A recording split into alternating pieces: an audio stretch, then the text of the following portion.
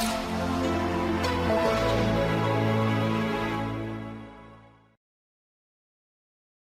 everyone, welcome to Vision IS and welcome to the classes on ethics and governance, and I'm really sorry for starting the class a bit late because there was a lot of traffic on the way today, so extremely apologetic for that and keeping you waiting. In the last class I had started to discuss with you the topic of ethics in international relations. There are two handouts that have been shared with you, one which is like some basic concepts related to the ethics in international relations, which is essentially your value-added material. That is nothing but just an excerpt out of that particular material which I'll be using in today's class. And then other than that, I have also shared another handout with you which basically carries some concepts on ethics in international relations that we'll be discussing briefly in the class today. Then there are two other documents that have been shared with you. One is related to corruption and utilization of public funds. So there are two of them which have been shared related to that as well. Again, there also you will find that one handout is something that you people have already used in the, you would be provided that in the value added material, and then the other one which I have like kind of drafted from multiple sources and shared that with you, right? So let's not waste much of our time and let's start with the topic of ethics in international relations. So in the last class I was discussing with you when we talk about ethics in international relations. So what exactly do we mean by the term ethics in international relations? Basically, when we look at international relations, we realize that there are a lot of challenges that countries face in terms of defining what their priorities should be. Let's say if there is a refugee crisis that is taking place in Myanmar, I discussed this with you last time as well. If there is a refugee crisis that is taking place in Myanmar, then in that particular case, should we take in refugees from Myanmar, considering the humanitarian grounds and the kind of difficulties that people are facing in Myanmar? Or should we be keeping our own national interest, that is our economic interest, our security interest and all these other things over and above the interests of Myanmar, right? Similarly, let's say when we talk about what India has been witnessing in terms of cross-border terrorism, I discussed this example also with you last time. So should India be crossing the international boundaries? Should India be crossing the line of control, entering into Pakistan's territory, or at least de facto that is what Pakistan territory is? Should we be entering into Pakistan's territory and then be attacking the terrorist launch pads, which would be in our national interest, but at the same time we would be somewhere or the other compromising on the ethical principle of non-violence that India has been believing in for the longest time. So these are kind of considerations that keep coming up in international relations also, right? And ethics in international relations can play a very crucial role in resolving a number of these dilemmas that can arise in international relations and conduct of international relations from time to time. So what you have seen and what we discussed also in the last class with respect to ethics in international relations is this, that ethics in IR refers to application of morality and principles in solving various ethical dilemmas that a country faces in conduct of its international relations with various countries. There are several ethical dilemmas, there are several dilemmas that a country faces in conduct of its relationship with the other countries, and in those cases how can morals and principles come in handy to resolve those particular issues. Let me give you one more example, right? I mean, for example, we were discussing about the issue of human rights versus national security.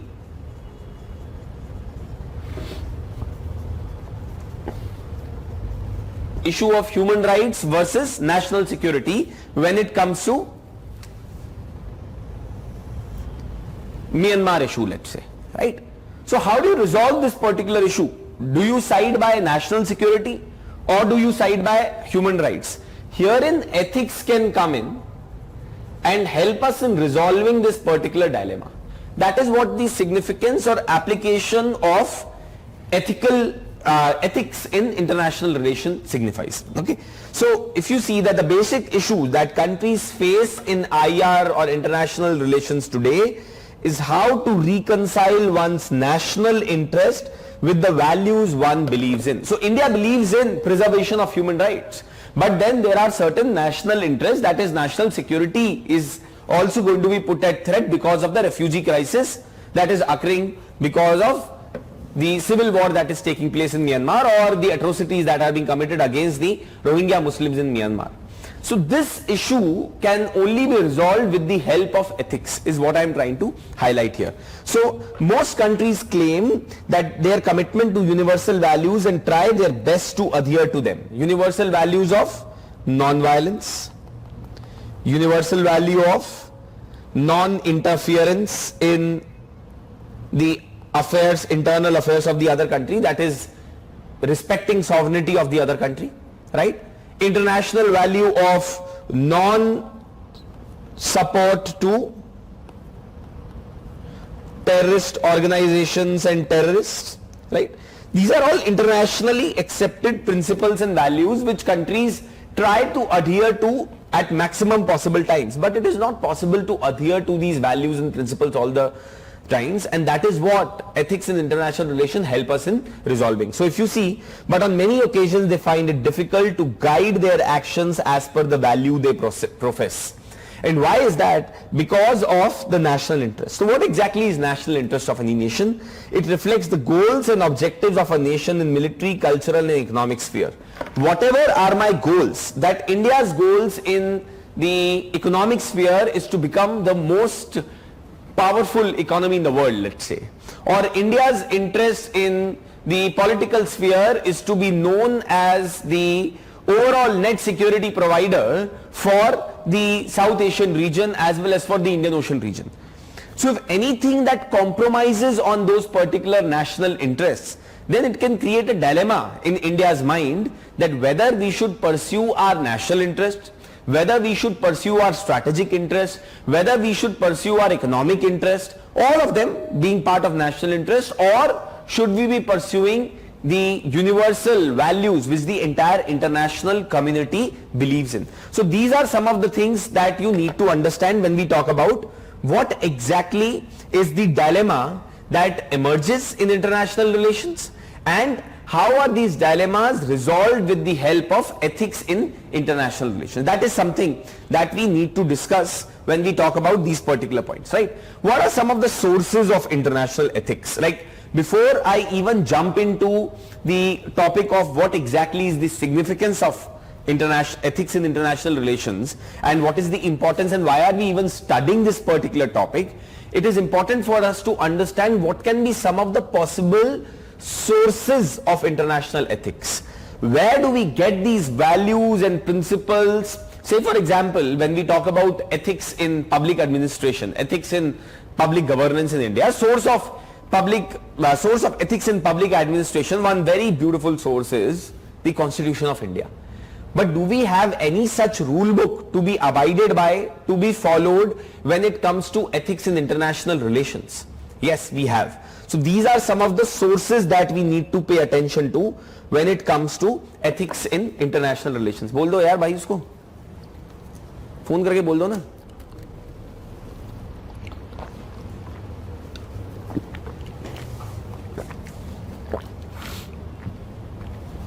Right? So what are some of the sources of ethics in international relations? The first and foremost, UN Declaration of Human Rights 1948.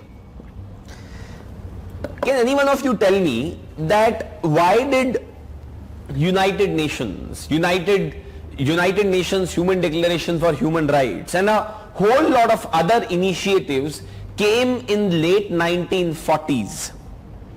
What could be, let's say, a particular reason for United Nations of Declaration of Human Rights to come out in 1948? It could have come out in 1960, 1970, 1930, 1920. But why specifically did UN issue Declaration of Human Rights in 1948? What was the reason which you think, which was peculiar to these times, because of which UN Declaration of Human Rights was issued in that particular era or that particular period only? Yes, World War II, and more importantly, the kind of atrocities that had been committed by Hitler, by the fascist forces in Europe and in several parts of the world, was one of the reasons because of which United Nations Declaration of Human Rights 1948 came in. That was to resolve the failure of international community in resolving a particular dilemma or an ethical issue that had emerged during the World War II and times around that. Right? If you people would appreciate that there was one ethical issue that had emerged during this particular period, and that was the violation of human rights of individuals, right? And that was overcome by the international community as a response in form of the United Nations Declaration for Human Rights 1948, right? So I hope that you people have been able to understand that. Now that is one thing. Now let's move further. Now, Geneva Convention for Humanitarian Treatment in War, Refugee Convention of 1951, which tells and provides what exactly is the definition of a refugee. It also tells you that what are the conditions which are required to be satisfied to seek an asylum, right? What are the rights of the refugees? What are some of the responsibilities of the state that are refusing refugees because of exodus from a particular state? So all these things have been defined in the Refugee Convention of 1951. Then you see the Paris Climate Deal under the UNFCCC protocol that talks about common but differentiated responsibility.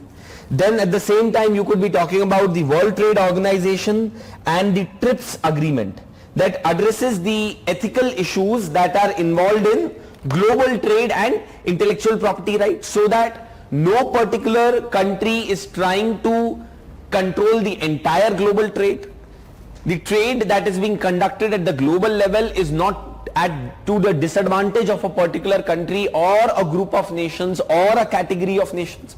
So WTO conventions, WTO meetings, UN trips also acts as a source of ethics in international relations. Then it also talks about there are multiple treaties that exist with respect to governing the global commons as well. What exactly do we mean by global commons? Those particular resources which belong to the entire globe and which belong to the entire world and should not be taken up or should not be usurped by one or two or a particular number of countries. They belong to the entire world, right? Global commons such as the Arctic, such as the Antarctica, such as the atmosphere that we are talking about. All of these are the seas that we have, the deep seas that we have beyond the exclusive economic zone of a particular country. All of these are global commons that belong to the entire global community and not to any particular nation. So there are various conventions that have been made to govern these global commons as well. For example, you people must have read about the United Nations Convention on Law of Seas. Do you people know about this? Are you aware of UN clause, United Nations Convention on Law of Seas? Can you please tell me on the chat that yes, this is something that we are aware of, United Nations clause on Convention on Laws of Seas?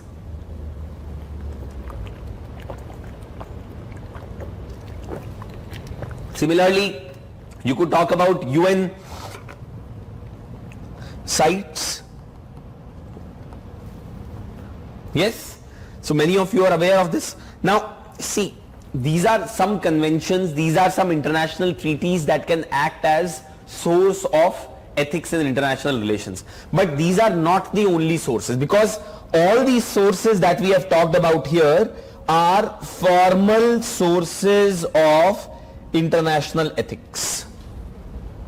There are sources of international ethics which lie beyond these formal sources as well. And we have informal sources of international ethics as well. Various customs that are followed by country at the international stage are also a source of international ethics. One example which you can say think from the Mahabharata is how during the Mahabharata times, when the war would take place between the Kauravas and the Pandavas, at the sunset, both the parties would go back and would not fight any longer. Now, this was not written anywhere in a rule book that had to be followed, but this was more like a dharma. This was more like a custom which had been put in place for the two entities to abide by when they were going at war with each other. So what we need to understand is that apart from the formal sources of ethics in international relations that should guide the behavior of countries, that should guide the behavior of nations in managing relationship with each other, there are various informal sources as well. So till now what we have understood? Till now we have understood that ethics in international relations can play an important role in resolving some of the dilemmas that nations face in the managing of their international relations. Ethics is nothing but the same definition that you people have understood. You know, application of values, principles, and how to take ethical decisions is what will be ethics in international relations when it comes to international relations, right? And some of the sources of ethics in international relations would essentially be talking about formal sources and informal sources. Formal sources such as conventions, treaties, etc. And then there are informal sources such as customs also that exist as a matter of custom between various countries, right? So this is what we need to understand when we talk about sources of international ethics, sir. Now let's move further and let's try to talk about what exactly is the significance or importance of ethics in international relations. What is the importance or significance of ethics in international relations? See, you need to understand one thing. Yes, I am dealing with a very theoretical part till now, but these questions can be asked straight away by UPSC because they have been mentioned as topic of your syllabus. So UPSC may ask you a question that what do you understand by ethics in international relations? What are some of the key sources from which countries can derive inspiration with respect to conducting themselves ethically when it comes to international relations, right? So that's one of the questions that can be framed. The other part of the question could be that what do you understand by ethics in international relations and what is its significance in present day? What is the importance of ethics in international relations as we speak today? So let's try to look at that. Ethics help in avoiding ego clashes and ideological clashes between two or more nations. See, I'll give you a perfect example of that. The issue of Kashmir, more than strategic issue, more than the fact that it is a national security issue, it is a matter of pride for both the nations. India says that Kashmir is India's rejection of Pakistan's two-nation theory. So India looks at Kashmir as a matter of pride. Similarly, Pakistan also. The entire agenda in Pakistan, entire narrative in Pakistan, the way it is driven by the Pakistan army is on the basis of pride and ego that they have with India, that they want to take back Kashmir from India. Because they believe that Kashmir was theirs and it should be taken back from India. India believes that Kashmir completely belongs to India from the beginning and Pakistan has unnecessarily interfered and occupied a part of Kashmir. So the whole point is that this ego clash or this tussle probably could have been avoided if both the nations, and I am saying both the nations, would have acted as per ethics and would have acted as per morals and certain principles. There is no point of two nations lingering on an issue such as Kashmir, which is affecting economy and the political stability in both the countries. But we still continue to do that. You know, I was speaking to a senior officer in the army, and he told me once that if you look at Siachen issue, it is an issue which has been carrying on for quite a few decades now, almost more than 3 decades now, And he told me that it is only a sign of immaturity of two nations that they are fighting over a piece of land which does not necessarily have such strategic significance, even if some people say that it does have. One, at such high altitude, just simply because there is distrust and mistrust between the two nations. India does not want to vacate its position in Siachen because it believes that Pakistan will come and occupy it. And Pakistan does not want to vacate its position because it believes that India might take disadvantage of that. So because of distrust that exists mutually between the two nations, both the nations are spending money in crores of rupees on a daily basis, putting lives of their own soldiers at risk on a daily basis, but have not made any attempts as such to resolve this particular issue. Why? Because ethical conduct is lacking when it comes to international relations between the two countries. See, a lot of people would say that only Pakistan is to be blamed for the situation. If you look at the problem, and if I look at the problem from the perspective of ethics, you will find that there is a problem from both the ends. When it comes to resolving the Kashmir dispute, when it comes to resolving the Run of Kutch dispute, when it comes to resolving the Siachen dispute, all of these are because of somewhere or the other lack of ethical conduct from either sides. At times it could be less from India, more from Pakistan, less from Pakistan, more from India, but there have been instances where both the countries have erred somewhere or the other, and there has been lack of ethical conduct. Similarly, yes, one of you has given a very good example of Cold War.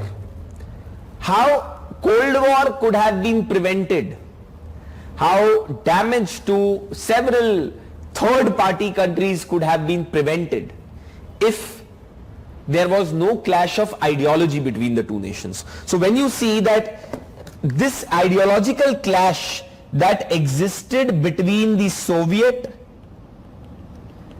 and the US could have been resolved if there was presence of ethics in international relations. But both the countries were out there to try and harm each other in the worst possible manner, even though they did not want to escalate it to the level of a war. Afghanistan is one such casualty. Whatever has happened in Afghanistan in last 40 years, USA and Soviet Union both need to take complete responsibility of what has happened. See, look at what has happened in Afghanistan now and what is happening now. We expected this to happen. See, war was never going to be the end all of the situation in Afghanistan. War से कभी भी कोई मसले resolve नहीं हो सकते, ये पता चल गया है. You can not resolve any issue through war, through conflict. Afghanistan is a perfect example of that. Iraq, USA created problem in Iraq because there was ethical conduct lacking. What they did in Afghanistan by saying that we are waging a war on terror, what has happened after 20 years now? Why are they vacating Afghanistan? The entire country has returned back to square to where it was 20 years back. And probably even worse, war-ravaged country. So many lives lost, civilians, military personnel, terrorists to bhul jao. So imagine the number of lives that have been lost, devastation that has been caused, which could have been prevented if United States of America would not have shown an ego to defeat a particular terrorist whom they actually did not find in Afghanistan, whom they found in Pakistan. So several such issues could have been resolved. Similarly, today we are seeing another problem, North Korea. This issue should have been resolved way long back. But the reason why it has not been resolved is there is ethical conduct lacking when it comes to international relations. That's why ethics in international relations is very important to follow. Countries openly flout the norms, guidelines and principles that have been laid down by some of the international treaties, conventions and a number of other initiatives that have been taken at the global level. Then what else? Ethics aim at a peaceful world, respect for all and equality. That's why ethics are important for international relations. What else? International ethics guide international relations and resolution of international conflicts such as terrorism, territorial disputes and refugee crisis. If only countries were willing to adhere to the principles, morals, values that guide international relations. Then what else? International ethics guide the international environmental efforts to fight against ozone depletion, global warming, etc., which are common shared problems and which require actions from many nations who are major contributors to forces generating such problems. Today, when developed countries talk about India and China producing more carbon than anyone else, they forget the fact that it is they who were polluting the entire atmosphere for last 200 years. Because they got industrialized first, because they made it first in the race, does not necessarily absolve them of the responsibility that they have towards atmospheric pollution and emission of greenhouse gases. You cannot be purely and simply putting the blame on developing countries today, that those who are trying to just play a catch-up game with these developed nations. So the point I am trying to make is that these issues can be resolved only when countries come together with a shared understanding, countries come together with a common belief in values and principles, and tell that yes, we want to resolve these particular issues by sitting together with each other. That can only happen then, right? So see this, collective security efforts such as economic sanctions and military actions against an aggressor state, and that the international sphere contains a criminal tribunal for certain international violations. A lot of times countries have been involved in violation of basic human rights of their citizens, and some of the most developed and democratic nations of the world have looked the other way.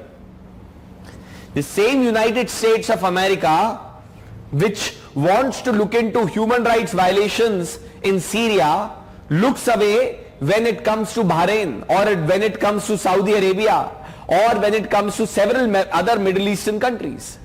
They do not want to look in there. They do not want to look into the kind of human rights violations that have occurred in several countries which are supported by them in Africa. Again, because of lack of ethical conduct and ethics in international relations, right? Natural disasters and refugee crisis situations require more compassionate view of global community. These are not isolated events, and duty of every global citizen to help in the times of crisis. In refugee crisis, climate change, terrorism, see all these issues that we are encountering today, guys. You know, whether we talk about global terrorism, whether we talk about global climate change, right, refugee crisis, do you think that they can be resolved by any one particular country? The answer is no. So you require all the countries to come together, join hands with each other. But to join hands with each other, there has to be a common interest. What would that common interest be? National interest तो नहीं हो सकता, क्योंकि हर किसी के national interest diverge कर रहे हैं. तो क्या वो कॉमन इंटरेस्ट हो सकता है जिसकी वजह से नेशंस एक साथ आएंगे और इन सब चीजों के साथ लड़ाई करने की कोशिश करेंगे? That would be ethics. That common interest would be to promote ethics in international relations, because it would be in the favor or advantage of all the nations if ethics in international relations were to be followed. Trafficking of human, especially women and child, is a serious issue and cannot be tackled alone. You cannot expect these issues to be tackled alone, and therefore international ethics become important. Now see, these are all very common things which you people already know about. What I want you to do is that when I have laid down all of these things, think of certain examples of how ethics in international relations can come to the rescue and resolve various disputes between the countries and help in resolving the various issues that exist at the global level. इनके examples सोचिएगा, जिस तरह से हमने examples discuss किए हैं आज.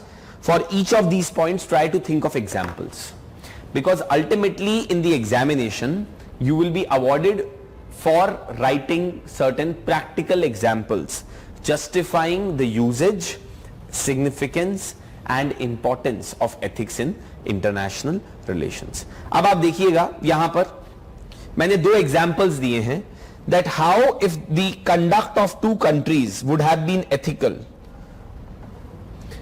how if ethics would have guided the conduct of two nations, situation could have probably been better, or some conflict may not have emerged if the countries would have been guided by ethical considerations, if the nations would have been guided by ethical considerations. See this. In August of 1961, Germany and Berlin were split between the East and the West. As you people would know, there was the Berlin Wall that had been created by the two the power factions on the either side, resulting in the Berlin crisis. During the Berlin crisis, the Soviet attempted to sabotage West Germany and Berlin by blockading their access to food, water and other basic necessities. The United States and Britain responded by airlifting supplies to Berlin. People may have died without the help of the US and Britain, and it may have been the two nations' leaders' ethical senses that led them to give them aid to West Berlin in time of need. Such a situation could have been avoided in the first place if there was ethics in international relations, one, and it was ethical consideration by United States of America and Britain that led to saving of so many lives in Berlin. Perfect example of what role ethics in international relations can play.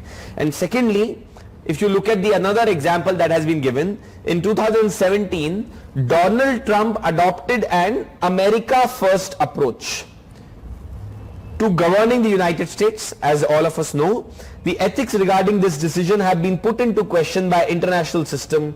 President Trump's defiance of free trade with desire to place high tariffs on foreign allies to boost America's economy has been labeled unethical by international leaders. So lack of ethics in international relations can lead to this as well, where a country would only and only put its own interests over and above the interest of the entire globe and the entire global community and world. Okay, so this is the importance of ethics in international relations. Any doubts or any questions still here? यहां तक कोई doubts या questions हैं तो पूछिएगा.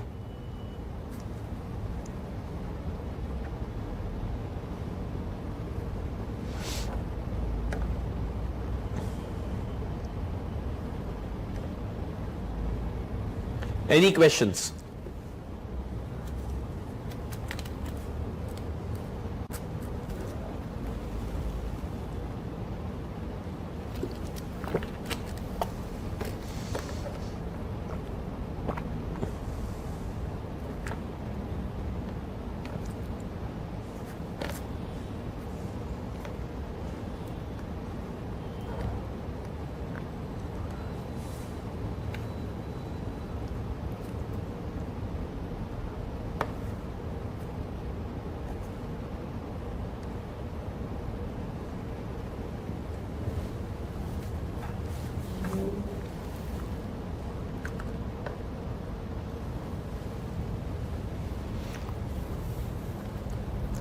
Any questions related to whatever we have discussed till here? Related to ethics in international relations. देखिए छोटा सा टॉपिक है, कंसेप्चुअल है, बट समझना जरूरी है बिकॉज हमारे सिलेबस में मेंशन्ड है. बहुत सारी बार स्टूडेंट्स इसको छोड़ के चले जाते हैं और फिर क्वेश्चन आ जाता है तो वहां पर फिर कंफ्यूजन होनी शुरू होती है कि क्या लिखना है. अगर आप पहले से थोड़ा सा आपके पास 200-300 वर्ड्स का कंटेंट है टॉपिक पे लिखने को, it is much easier in the examination to approach that particular topic. Examples भी अगर आप सोच के पहले से जाएंगे तो बेटर रहेगा because you people will save time in the examination from thinking there, है ना. तो ये टॉपिक्स ऐसे नहीं है कि बहुत इंपॉर्टेंट टॉपिक्स है, बट इंपॉर्टेंस इनकी ये कि अगर आ गए एग्जामिनेशन में, जो कि हुआ है पिछले कुछ सालों में, अगर पेपर में आ जाए तो फिर दिक्कत हो जाती है कैंडिडेट्स को, because then they don't know what is to be written in case a question is asked. Ajay, any particular questions?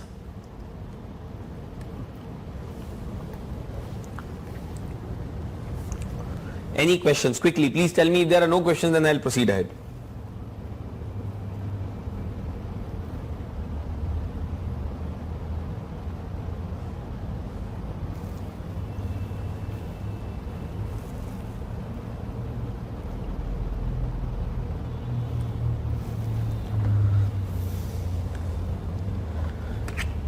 Okay, so I'll proceed ahead.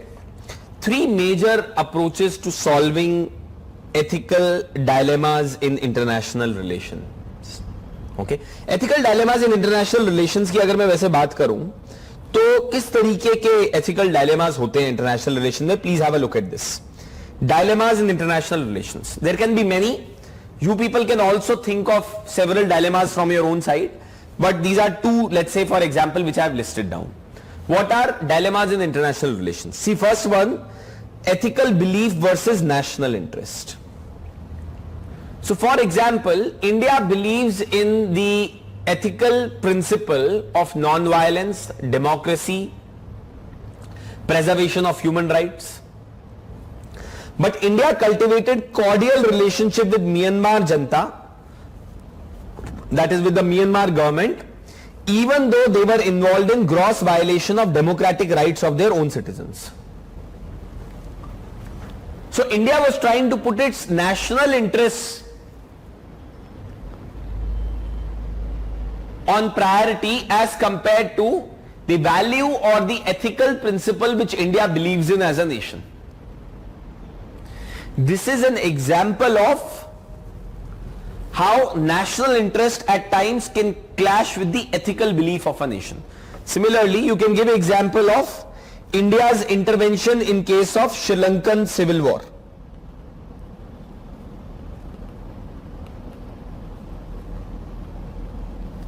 India's intervention in case of Sri Lankan civil war. So a lot of people question India's actions in Sri Lankan civil war because the dilemma that India was facing was again the same.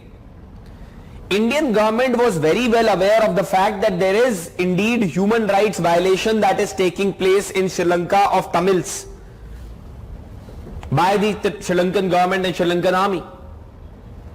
Despite that, Indian government supported Sri Lanka in their fight against LTTE.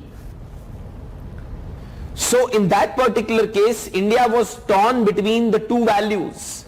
One or two values or two ideas. One was the value of human rights, principle of protecting human rights versus their national interest.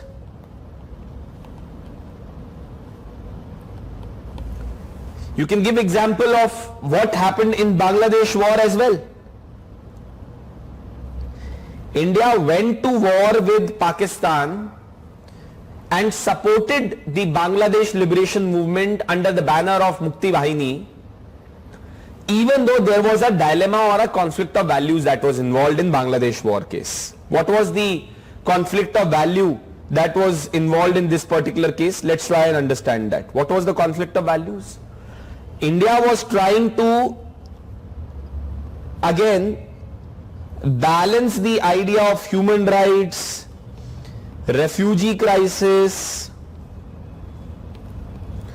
versus a value that India believes in, and that is non-violence.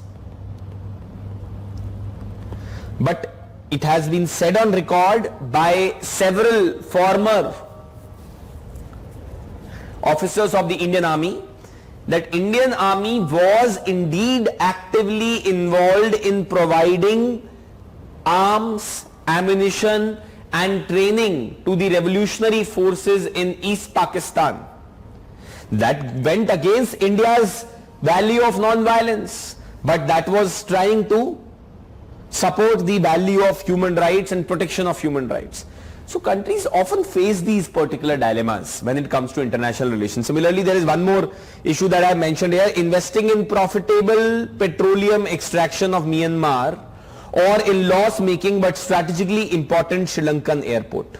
अब दो choices हैं, या तो आप Myanmar में interest कीजिएगा जिससे कि कमर्शियल इंटरेस्ट प्रमोट होगा, या आप स्ट्रैटेजिकली इंपॉर्टेंट श्रीलंकन एयरपोर्ट में इन्वेस्ट कीजिएगा जिससे कि नेशनल इंटरेस्ट स्ट्रैटेजिकली प्रमोट होगा. तो आप किसको इंपॉर्टेंस देंगे? ये डायलेमास जो हैं, इन डायलेमास को रिजॉल्व करने का बेस्ट तरीका क्या है sir? To adopt an ethical approach, and that's where ethics in international relations come in. I hope you people are understanding this particular topic now. What are the kind of dilemmas that come up in international relations? So let's see, what are the three major approaches that are there to resolve ethical dilemmas in international relations? See, I say major approaches because there are other approaches as well that exist with respect to resolving such ethical dilemmas in international relations. तो क्या तीन major approaches हैं? सी सबसे major approach तो वो है realism की. Realistic हो जाओ, प्रैक्टिकल हो जाओ, realise that there are certain national interest which need to be put over and above everything else. ये प्रिंसिपल्स, वैल्यूज तो भी तभी रहेंगे जब नेशन रहेगा. Only when the nation will continue to exist will the values, principles etcetera also continue to have their importance and value. Otherwise, they would also lose their value and importance.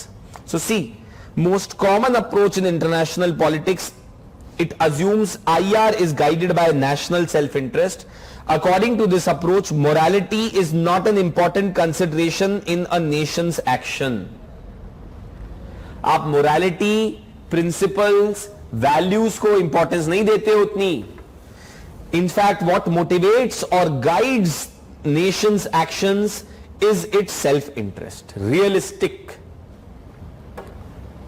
real politique जिसको कहते हैं international relations में, realistic हो जाओ, right? So this is nothing but this is real politique.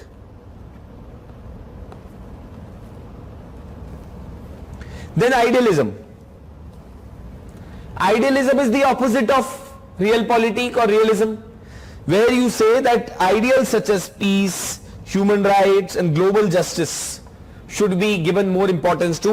According to such people, according to such an approach, the goals and means of foreign policy should be based on morality.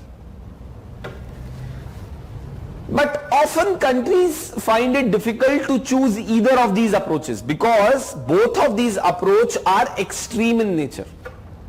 And therefore countries a lot of times adopt what is called as the middle path in international relations. Countries try and adopt the middle path, and that is principled realism based on a combination of first two approaches. According to this approach, foreign policy involves the pursuit of interest based on power as well as fundamental moral values. So your foreign policy should be guided by realism as well as values, both going hand in hand together. Yes, of course, this balance is very difficult to strike, but most nations strive to achieve the middle path, or what is called as the principled idealism as well, principled idealism as well, based on a combination of the first two approaches that we talked about. I hope that this is clear to all of you.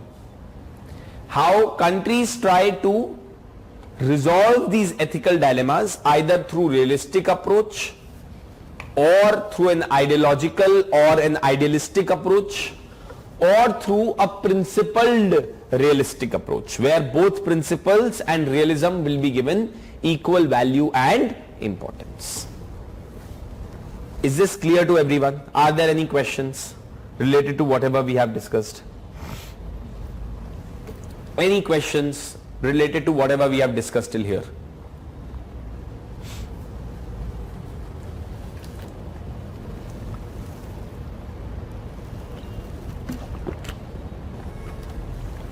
Now let's proceed further. How do you incorporate morality when you are making decisions that serve your national interest? अब दोनों को साथ लेके चलना है, एक middle path adopt करना है, तो आप कैसे करोगे? So there are various approaches that have been given here which can be adopted. One is the end based or the consequentialist approach. That is, action of a nation should be judged by its outcome. For example, reliance on nuclear deterrence by US during the Cold War era, where the US tried to deter Soviet aggression with the threat of nuclear retaliation, was based on consequences or an end based approach. आप consequentialist approach adopt कर लीजिए और आप बोलिए कि देखिए मेरे consequences जो होंगे ना actions के, that will be ethical. Whether my actions are ethical or not is another point, but the consequences of my actions would be ethical and would be upholding the certain principles that the entire global community believes in or they have a faith in. तो इसका आप example यहां पे भी दे सकते हो. India's pursuance of nuclear power. India's pursuance of nuclear power. देखिए इसमें ethical concern क्या इन्वॉल्व है आपके एक्शन में. अगर आप देखें तो consequentialist point of view से India is trying to say that see we are only trying to create a deterrence for the other country to not use nuclear weapons against us. ये India का consequentialist approach है या consequentialism वाला approach है. But India के actions जो हैं वो खुद से एथिकल नहीं है. Actions themselves cannot be justified to be ethical. Similarly, United States of America's actions also, because by your actions you are actually promoting the use of nuclear weapons. By your actions you are actually promoting what is called as proliferation of nuclear weapons. You're promoting proliferation of nuclear weapons. आप ये कर रहे हैं अपने action से. So is your action ethical? Very difficult to say. But how can you justify that it is ethical? By taking a consequentialist approach and saying that the consequences of my action, even though my actions themselves may not be ethical in nature, is what is making my approach ethical in nature. Then the other approach is that the rule based or the deontological approach of Kant. Whereas according to this approach, morality is fulfilled when action is aspired by fundamental moral obligations. For example, in 1921-22, United States provided famine relief to Soviet Union even as the US was trying to weaken the new Soviet regime. In 1990s as well, US relied on this approach to justify the food aid to North Korea, even though it regarded North Korea as an enemy state. So you're not so bothered about the consequences, but you are more concerned about the values and principles that you follow in your actions, and adherence to your duties is what you are trying to do. So America as a responsible nation, America as the most advanced nation of the world is trying to help North Korea, is trying to help the other countries, even though consequences may not be in favor of that particular nation which is trying to help. This is what is called as the deontological or the rule-based approach to resolving ethical dilemmas. And then there is a tri-dimensional ethics approach as well. An approach that seeks to overcome end-based and rule-based decision making by integrating both the approaches. दोनों को साथ में लेके चलना. According to this approach, the foreign policy making to be fully consistent with morality, the goals and results of action must be moral. But see, it is very difficult to fulfill. कि आपके consequences भी moral हों, आपके actions भी moral और principled हों, ये दोनों चीजें साथ में रखना बहुत मुश्किल है. Right? It is very difficult to carry on with both of them at the same time. Right? So that's what we need to understand when we talk about how do you incorporate morality while making decisions and serving national interests. Right? This should be something which should be clear to you. Any questions or any doubts still here?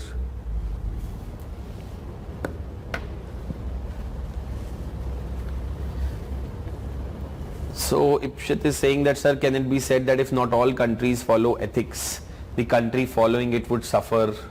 For example, Nehru took. यार ये तो बहुत ही मतलब बेकार की बात है. ऐसे कैसी बात है ये? मतलब आपका पॉइंट ये है कहने का कि जब तक सब लोग लॉ नहीं फॉलो करेंगे तब तक जो लॉ फॉलो करता है उसका नुकसान होगा. आप ये नहीं कह सकते ना. ये तो थिंकिंग ही बहुत गलत है. Of course, yes, you can say that it is lack of ethics in international relations which has led to the Kashmir dispute. But ये कहना कि किसी एक particular country ने ethics follow किया और उसको तभी follow करना चाहिए जब दूसरी country करे, अगर आप इस चक्कर में बैठे रहोगे तो फिर तो पूरी दुनिया जो है वो कभी ethics follow नहीं करेगी अपने principles follow नहीं करेगी अपने international relations में. तो ये चीज जानना थोड़ा सा जरूरी है ना, difference. ठीक है, चलिए आगे चलते हैं. Elements of ethics in international relations. What are some of the elements of ethics in international relations? What are some of the things that countries need to follow which make the basis of ethics in international relations, and all of these have been derived from various sources only. These ethics elements have not come from anywhere, but they have come from various sources of IR, of ethics in IR, that we discussed at the beginning of the lecture.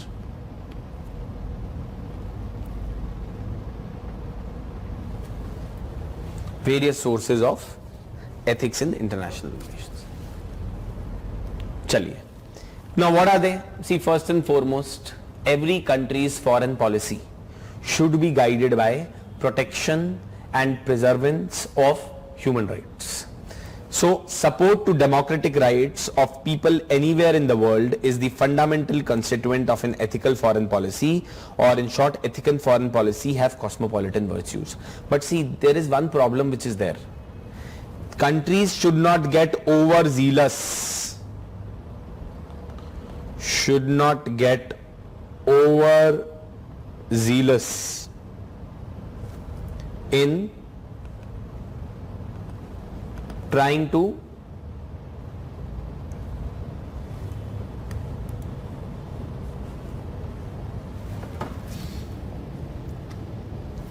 countries should not get overzealous in trying to protect the human rights.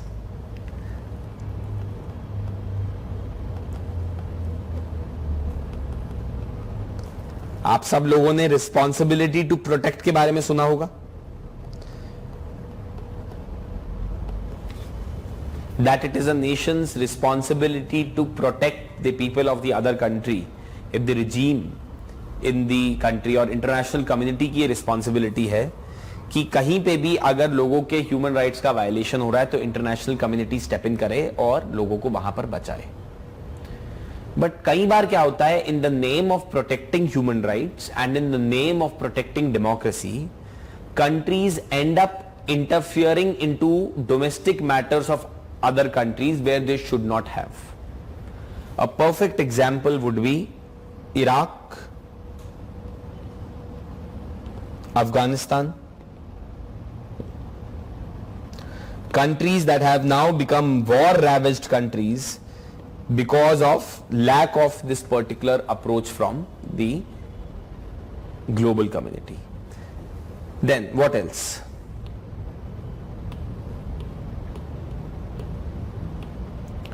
Commitment to multilateralism, prosperity and environmentalism. It strives to achieve global consensus around issues of universal importance such as environment, poverty and inequality, etc. So again, trying to promote prosperity, environmentalism, multilateralism is also something which all the countries should try to promote in their international conduct when it comes to ethics in international relations or promotion of ethics in international relations. कैसे किया जा सकता है. Then global justice and responsibility to protect, this I have already talked about. To act decisively against any act of injustice around the world under the doctrine of responsibility to protect is another constituent of ethical foreign policy. And then principle of sacrifice. According to this, if it is in power of any nation to prevent something very bad from happening, for example death due to starvation or genocide, without thereby sacrificing anything of comparable moral significance, one ought to do it. Okay? तो ये सब कुछ examples हैं जो आपको बताते हैं कि how ethics in international relations can come in handy in solving various ethical issues that exist. ठीक है, अब इंटरनेशनल रिलेशंस के अंदर क्या क्या एथिकल इश्यूज एग्जिस्ट करते हैं? काफी सारे इश्यूज एग्जिस्ट करते हैं, बहुत सारे इश्यूज एग्जिस्ट करते हैं. 1, 2, 3 example I have given here. One is, for example, several countries in name of international aid are actually promoting neo-colonialism or new kind of colonialism that, say for example, we see very specifically in case of Africa. There are a lot of countries lot of people have now started to believe that international aid for Africa is actually bad. Has any one of you read this narrative that international aid for Africa is bad? If yes, then why? Can you tell me? Why is international aid for Africa said to be bad?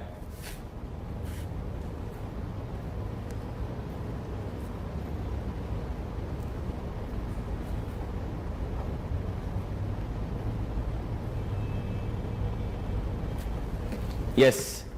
Why is international aid, humanitarian assistance to Africa is actually said to be bad for Africa?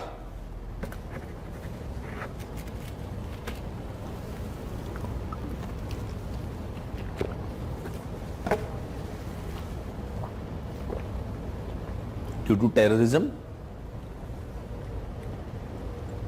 What is that explanation? They are getting too dependent on it. Okay, what else?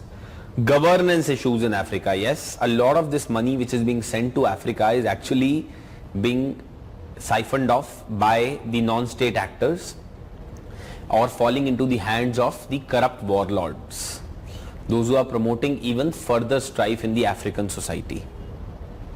This money is actually not reaching the poor. This money is reaching the rich and the powerful, those who are using it further to create more influence over Africa. Grants often have clauses that interfere with trade interests. You can mention that as well, fair enough. Because they oblige African countries to corrupt their values. Fine, Tushar. It has led to elitism as only certain sections reap the benefits. Yes. What else? Much of the money is going to dictators, fueling genocides as well. Very good point. It has further created economic divide in Africa. An already unequal society has become even more unequal because of this humanitarian assistance that is going to Africa and not really helping Africa. So, see, the point I am trying to make here is that neo-colonialism that we see today in the name of international aid rather than uplifting poverty is one of the challenges that we are seeing on the ethical front in international relations. Secondly, there is issue of human rights violation which is being ignored by countries at their convenience. This is also another ethical issue. बहुत सारी countries जो हैं, कुछ nations के अंदर अगर human rights violation होता है तो they look the other side, they look the other way. even though these same nations have intervened in matters of human rights violations in some of the other countries where the regime was not in their favor. So depending upon whether the regime is in your favor or not, countries have started to consider whether to interfere with respect to the matters of human rights violation in different countries. So this is another ethical issue that has come up in international relations. What else? Lack of responsibility by developed countries regarding global commons is also an ethical issue that the international community is facing today. And lastly, international diplomacy is guided by narrow national interests rather than global common agendas. For example, terrorism is still not defined internationally. Till now, terrorism has not been defined. The reason for that is that one man's terrorist is other person's liberator or other person's revolutionary. तो ये issue resolve करना बहुत ही मुश्किल है कि आप किस तरीके से इन एथिकल इश्यूज जो हैं उनको इंटरनेशनल रिलेशन में जो एग्जिस्ट करते हैं उनको रिजॉल्व कीजिएगा. ठीक है? एनी डाउट्स और any questions still here, please feel free to ask. Any doubts or any questions with respect to whatever we have discussed? Yes, China's aid in pushing the countries toward debt. Debt trap की बात करेंगे अभी हम थोड़ी देर में. Very good point. Aid in return with their natural resources, which is actually exploitation. Neo-colonialism का equivalent है ये. कोई doubts या questions हैं यहाँ तक?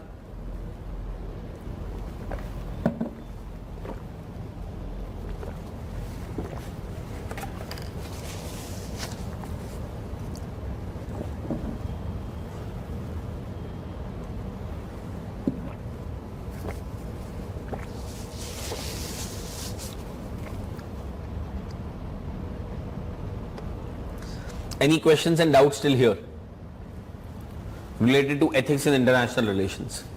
जल्दी बताइए.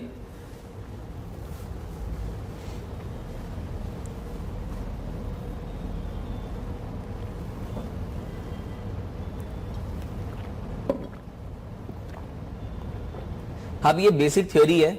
इसके अलावा तो जो भी सारे टॉपिक्स है ना, दे आर मोर और लेस लाइक जो आपकी जनरल नॉलेज, जनरल स्टडीज की अंडरस्टैंडिंग है उसको यूज करके आप आंसर्स लिखेंगे. Terrorism related, climate change related, refugee crisis related, ये सारे जो टॉपिक्स हैं उसी तरीके से पूछे जाएंगे. Okay, let's proceed further now. So what are some of the issues that we need to look into specifically? One issue that we need to specifically look into is the issue of terrorism when it comes to ethics in international relations. Terrorism के issue को देख लेते हैं एक बार.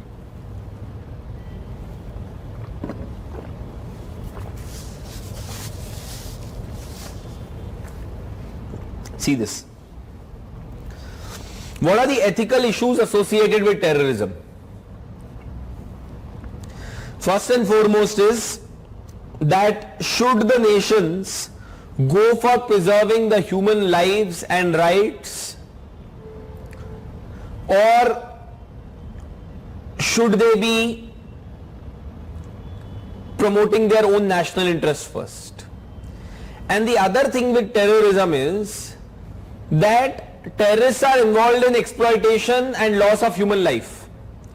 But when you people will interfere and intervene to prevent terrorism, there is a possibility of loss of life there also. Collateral damage may occur there as well.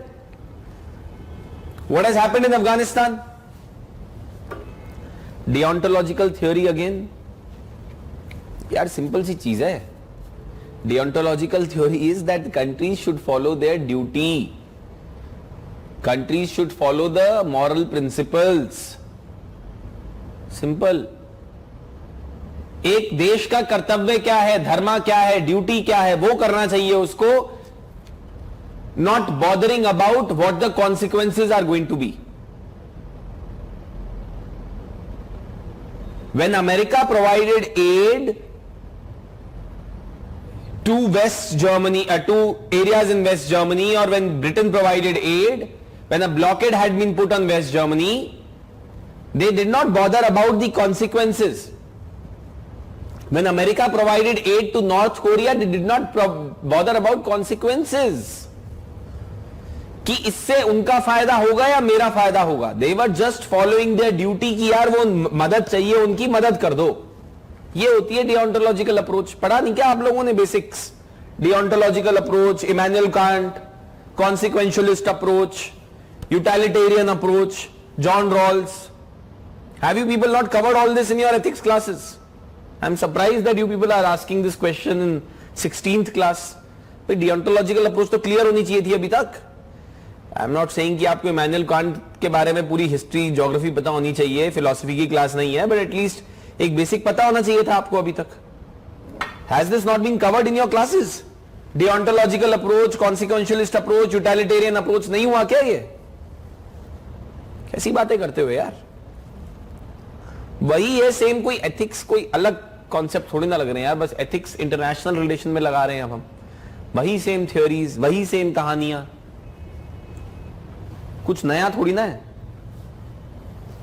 Philosophical base is not covered. अब philosophical base नहीं covered है तो फिर मेरी classes कैसे समझोगे तुम? चलो एनीवे, ठीक है. सो that is one. Second is recruiting children and women for terrorist activities. There is an ethical issue or a concern which is involved in this particular aspect, which needs to be addressed, which is being generated by international terrorism, global terrorism. Then what else? Good terrorist versus bad terrorist. See, for example,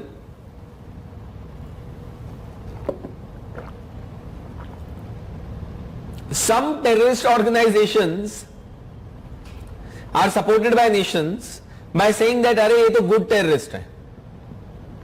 They are, by every terrorist is a good, bad terrorist. Everyone is, if someone is involved in violence, that's a terrorist.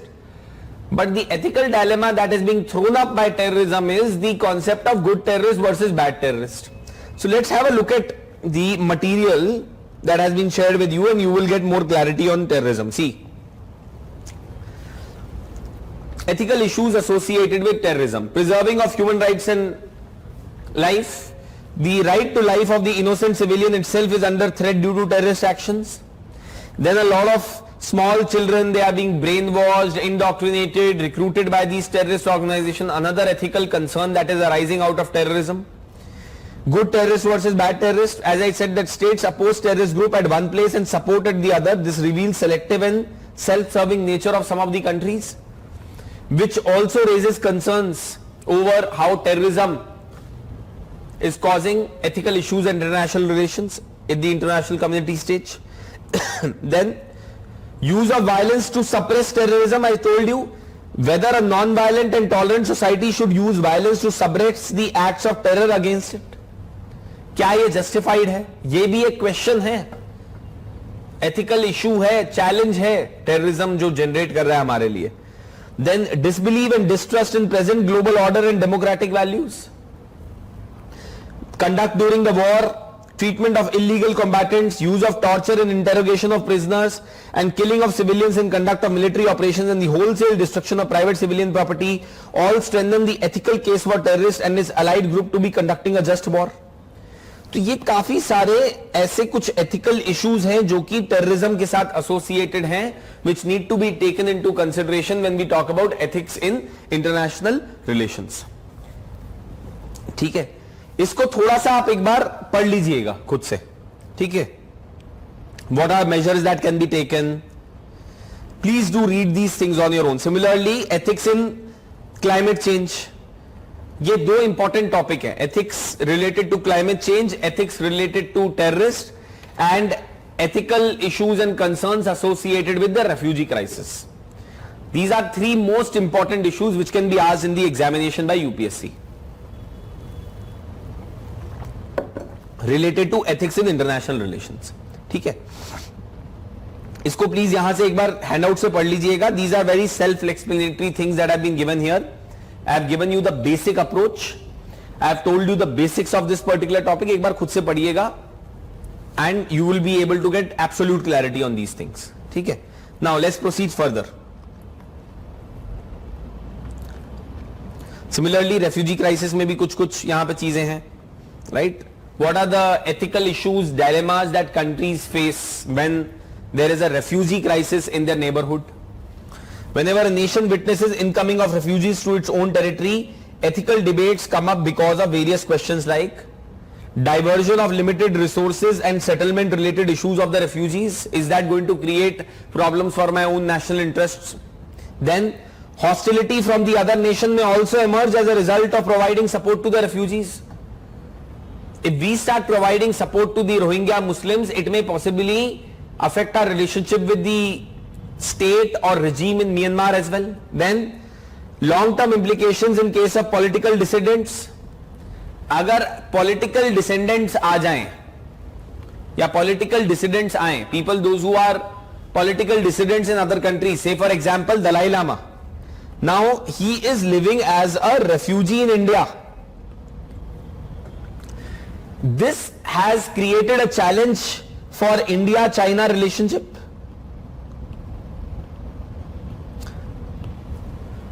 So countries have to be very careful whether they provide support to political dissidents or not, whether they provide support to the refugees or not, because national interest bhi to ek cheez hai. And then gentle gesture towards refugees may invite environmental and poverty refugees in future. आप आज refugees allow करोगे तो कल फिर कैसे रोकोगे?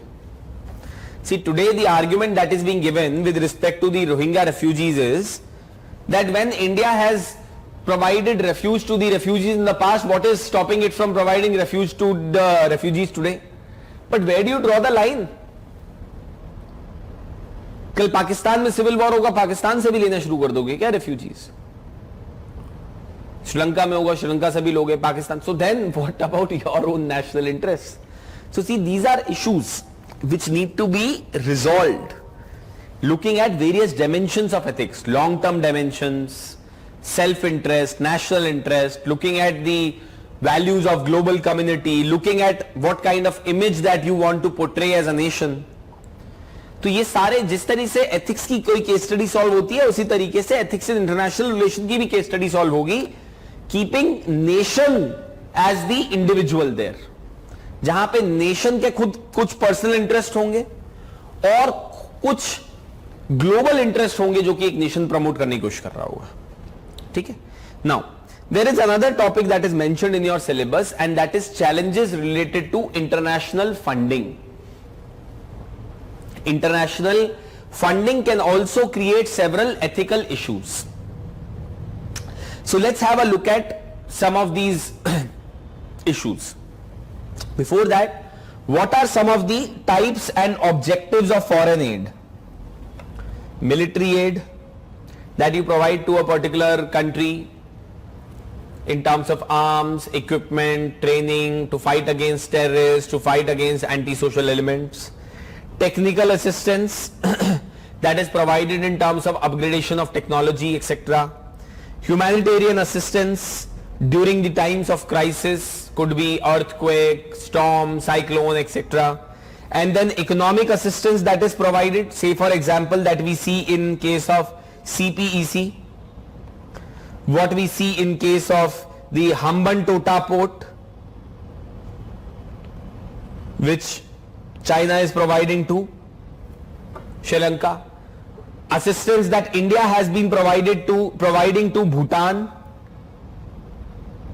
for upgradation of basic infrastructure in Bhutan, for setting up of power plants in Bhutan. This is also an example of economic assistance. Now see, what are some of the arguments for foreign aid? That why should foreign aid be provided? Arguments in favor of foreign aid. So what you can mention here is that it helps in promoting global justice and the inequalities that exist at the global level, helps in building the capacity and empowering the local development actors and the NGOs, etc. in that particular state wherever you are providing international aid and assistance.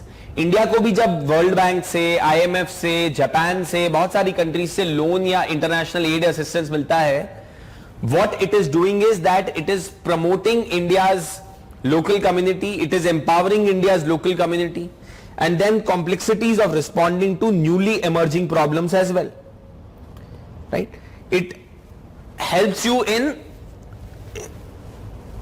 overcoming the newly emerging problems, climate change. How do you expect countries to fight climate change on their own if they do not get any international aid, if they do not get any international assistance?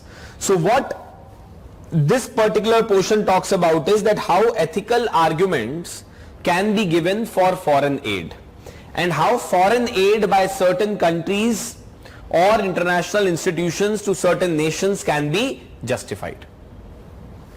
But there are various issues and criticisms associated with the provisioning of foreign aid to several countries. What are those? Let's try to discuss that. Basic pointers hain kuch. See, first and foremost, it can proliferate monoculturalism. Can any one of you tell me what am I trying to tell here by the meaning of this particular phrase? It can lead to proliferation of monoculturalism.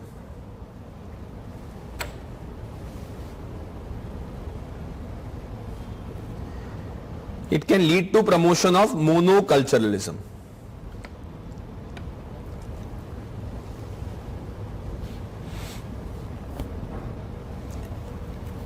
What does that mean?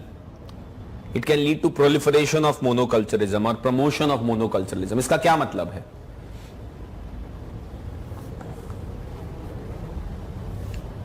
Yes, my way or the highway approach. Or see, all the countries will become monocultural. America is trying to impose its idea of Western democracy on the Oriental countries, which may not be applicable here, which may not be applicable in all the geographies. You are trying to promote a single kind of culture by provisioning the foreign aid. You are trying to promote, in fact, when you are promoting monoculturalism, you are destroying someone else's culture and diversity as well. And you are giving them something which may not be completely relevant or valid for them. Yes, promotion of culture of aid, providing country, okay, what else, kya hai? Yes, very good. Example, acceptance or imposition of European or Western cultural and Asian economies, right? Similarly, then several countries, the foreign aid which they provide is a lot of times driven by their self-interest. अपने खुद के interest में होता है, right? Why China is promoting the economic corridor in Pakistan? Why is it pumping so much money? It is trying to promote its own interest to encircle India and to keep India in check. And it is also trying to promote its own interest so that it can get access to another port other than the ones that are available in the South China Sea,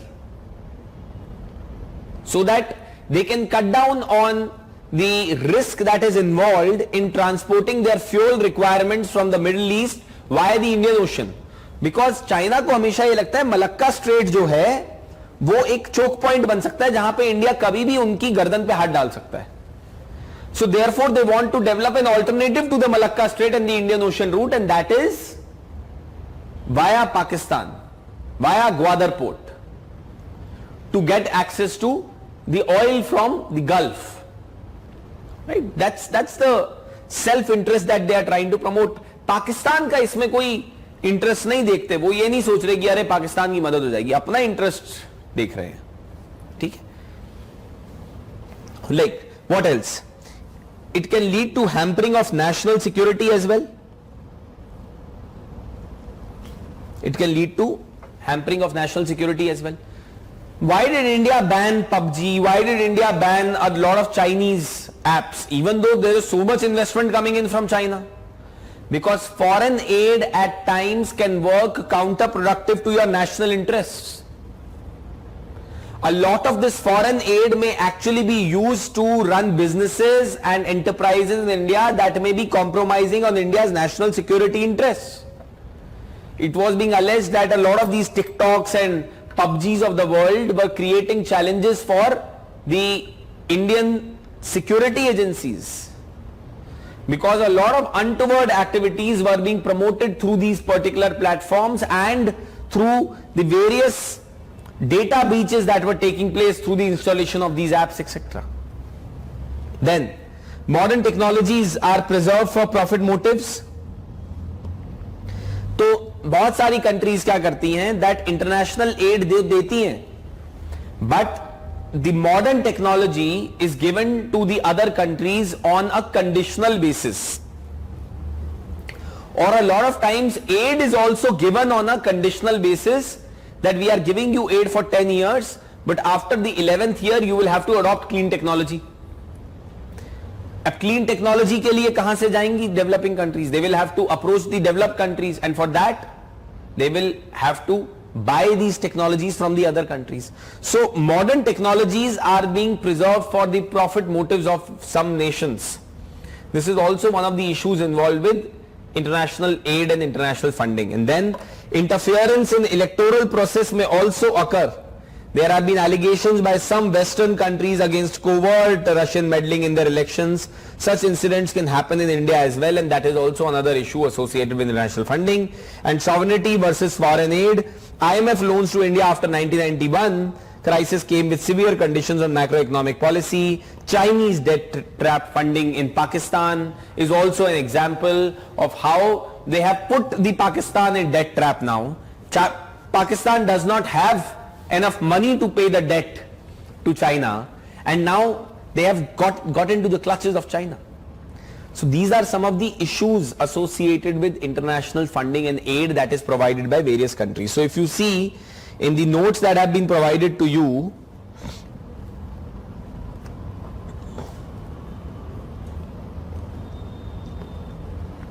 it does talk about the foreign aid and neo-colonialism as well. Okay. तो एक बार आप इसको भी पढ़ लीजिएगा. Things will become more clear to you. Already we have discussed these particular points. Pandemic has also created some issues with respect to international relations and ethics in international relations, right? Vaccine availability, would it be for the poor nations or not? So many nations are hoarding vaccines at the expense of the other countries not being able to get the vaccines. Then another issue which has emerged is that countries are not helping, countries are not recognizing the vaccines from the other countries. This is also an ethical issue that has emerged during the pandemic in conduct of international relations. तो इस तरीके के कुछ और issues भी यहाँ पे mentioned है, उसको आप देखिएगा. Similarly, there are issues associated with international or humanitarian intervention also. Humanitarian intervention can at times comes with its own ethical issues. जब आप ह्यूमैनिटेरियन इंटरवेंशन करते हो अमेरिका की तरह दूसरी कंट्रीज के अंदर, तो उससे कंसर्न भी तो क्रिएट हो रहा है सर, कि आप किसी और की सॉवरेनिटी को वायलेट कर रहे हो. That may also lead to collateral damage, long term issues in that particular country. So all these issues also need to be understood here, right? तो ये थोड़े से इश्यूज एक बार आप देख लीजिएगा and things will become clear to you. Okay, just read through the material once. All the things are very self-explanatory there. I have given you the basics. I have given you the understanding of what exactly do we mean by ethics in international relations, importance of ethics in international relations, how do you resolve ethics in international relations, and we have also looked at ethics in international aid and ethics in international funding. ठीक है? Fine. So we will go into a 5 minutes break. We come back after 5 minutes and we resume from where we leave, and we will start talking about corruption and utilization of funds in public service. तो ये दो topics हमारे बचे हैं अब syllabus के अंदर. These are the last two topics. With this we will finish the classes today of ethics in governance. ये आज हमारी classes सारी खत्म हो जाएंगी. So we will just have look at those particular topics as well. Simple topics हैं. Already most of you know most of the things in those particular topics. We'll just cover the basics and some of the important issues, and we should be done, right? So I'll see you in 5 to 10 minutes and we will resume the class again. Meantime, if you have any questions, please send it to the class coordinator. I'll take them up. Okay, so a question has been asked that, sir, can a country's constitution be considered as a source for following ethics in international relations? Yes, of course a country can do that, but then the values system of a particular country may differ from one to the other, and therefore even though we do use in the constitution as source of international law and international ethics few times, but ideally it should be the other way, international conventions, international customs should be driving the constitution and the domestic laws and not the other way. ठीक है, उल्टा कम होता है, and the global law or the international law guiding a country's behavior is something that we seen more often. Okay, so you are saying that each constitution has its own distinct feature and values. Can it lead to differences in this regard? Yes, of course it will. Right, so you've kind of answered the question yourself. Okay, so now let's start talking about corruption and probity in governance and corruption etc and so on and so forth. देखिए बहुत छोटा सा topic है, बहुत ज्यादा चीजें नहीं है इसके अंदर.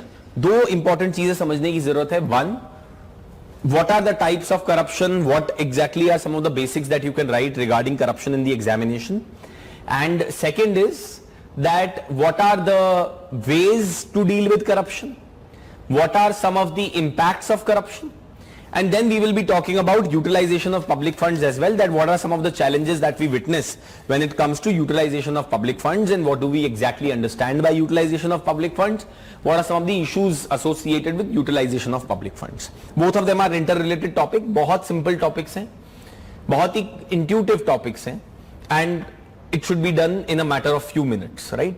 After that, if you have any questions, you let me know. So let's start.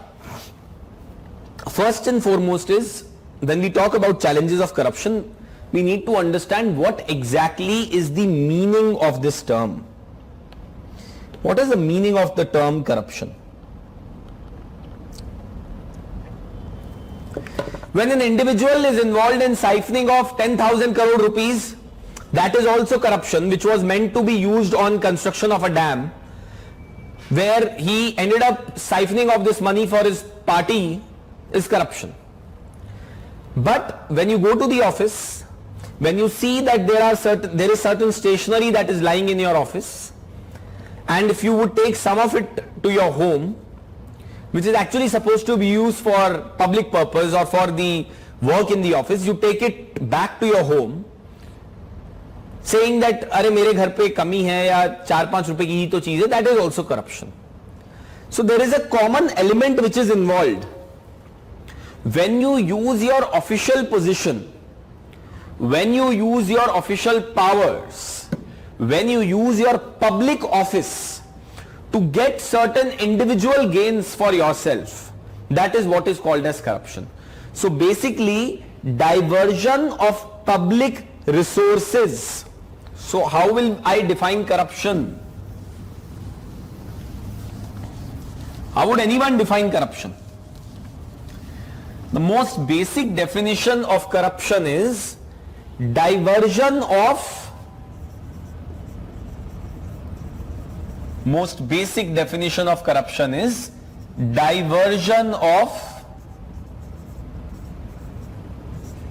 public or official resources for private gain. For private gain. But see, this is not a comprehensive definition, because we are talking just about diversion of public resources or official resources. But what about misuse of power to get some personal gains? When I am involved in giving job to my nephew, to my relative, when I am in such a capacity to give the job, without consideration of the merit of that particular individual or relative of mine, that also amounts to corruption. Misuse of your official powers. So not only diversion of public or official resources for private gain, but also misuse of power. And this power is not coming to you because you are powerful. This power is coming to you by the virtue of you occupying an official position. So misuse of the power that comes with an official position for private gain is also an example of corruption. Right? Multiple definition हो सकती है corruption की sir. ये तो एक बहुत ही narrow definition है. diversion of public and official resources for private gain. But when you use your official position, misuse it for private gain, that is also corruption. Okay? So when you see this, it says that as per World Bank, corruption is the abuse of public funds and or office for private or political gains. ये best definition है. आप इस definition को रट लीजिए. एक line की definition है, बहुत आसान है रटना. Misuse or abuse of public office and funds for personal and private gains. Political भी लिख दिया उसमें, but private gains बहुत है, private political gains, right? So the point is misuse of, so the way you can remember this is misuse or abuse of what? Official position for private gain. Now corruption, I have a question for you. Does corruption occur only in the public sector? Is corruption only related to government? क्या जब government करती है तभी उसको corruption बोलते हैं? Is corruption only associated with government or with the public sector? Or can it happen in private sector also? क्या private sector में आदमी अपनी ऑफिशियल पोजीशन को मिसयूज नहीं कर सकता? ऑफ कोर्स कर सकता है. An individual can misuse his official position in the private sector also for his or her personal gains. That is also corruption. Yes, it can happen in private too as well, right? So now there are majorly two kinds of corruption.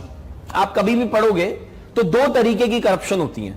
आप किस तरीके से भी कान पकड़ लो, बात एक ही पड़ेगी. What are these two types of corruption which are there? Try to understand now.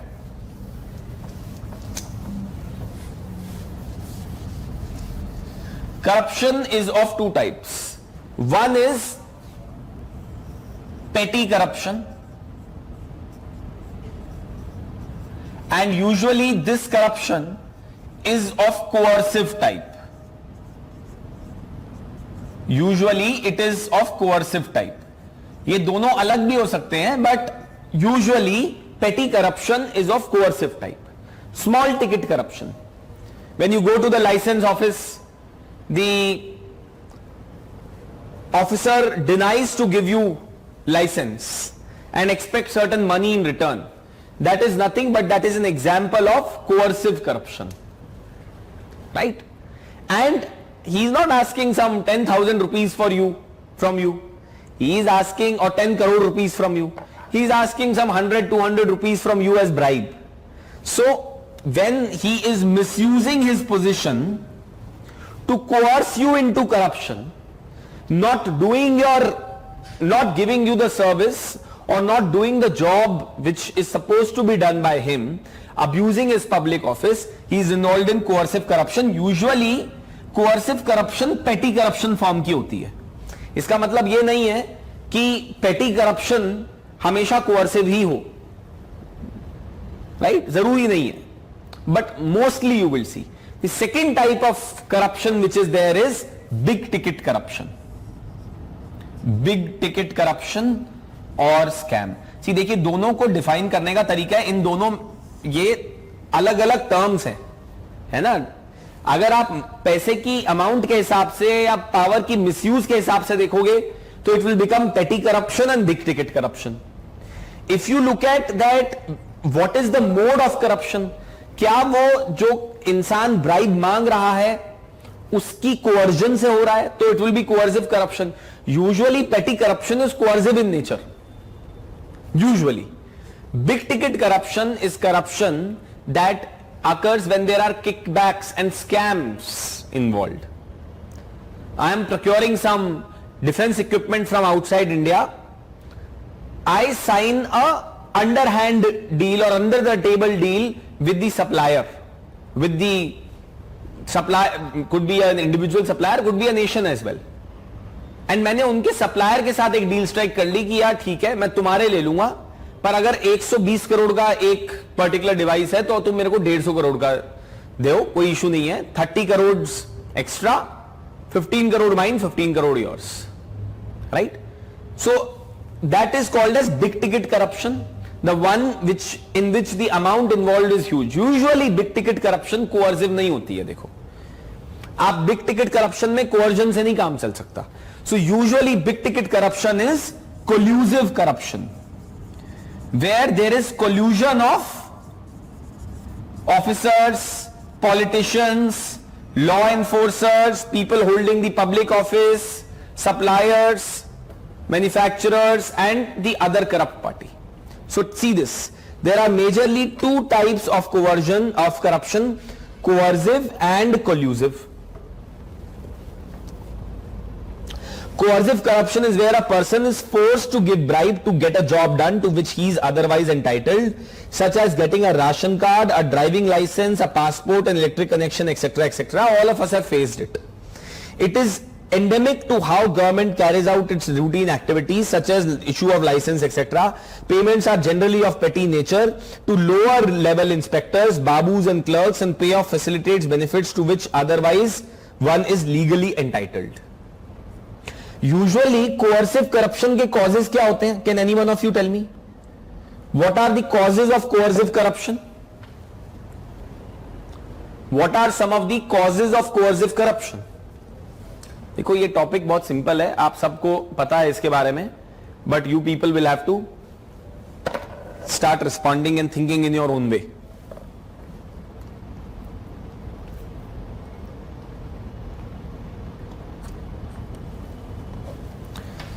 Causes of coercive corruption क्या हो सकते हैं? Can I say licence Raj,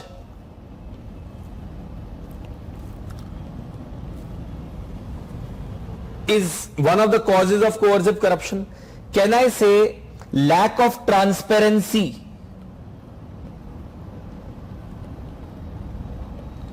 is cause of coercive corruption? Can I say red tapeism is cause of coercive corruption? Right? All of these are examples of coercive corruption. Yes, what else? Relative deprivation. Yes, low salaries paid to the lower babus is a cause of coercive corruption. There is lack of a deterrence, कि पकड़े भी जाएंगे तो क्या होगा? Lack of deterrence, right? Lack of deterrence is a reason of coercive corruption. What else?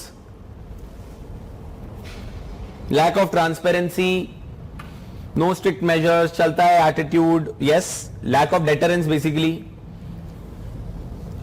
Lack of information about process and transparency in order to get the work done faster. Yes, there is lack of ethics also. People want to get their work done faster. To get work done faster. People want to skip the queue. So they say, चलो पैसा दे देते हैं agent को.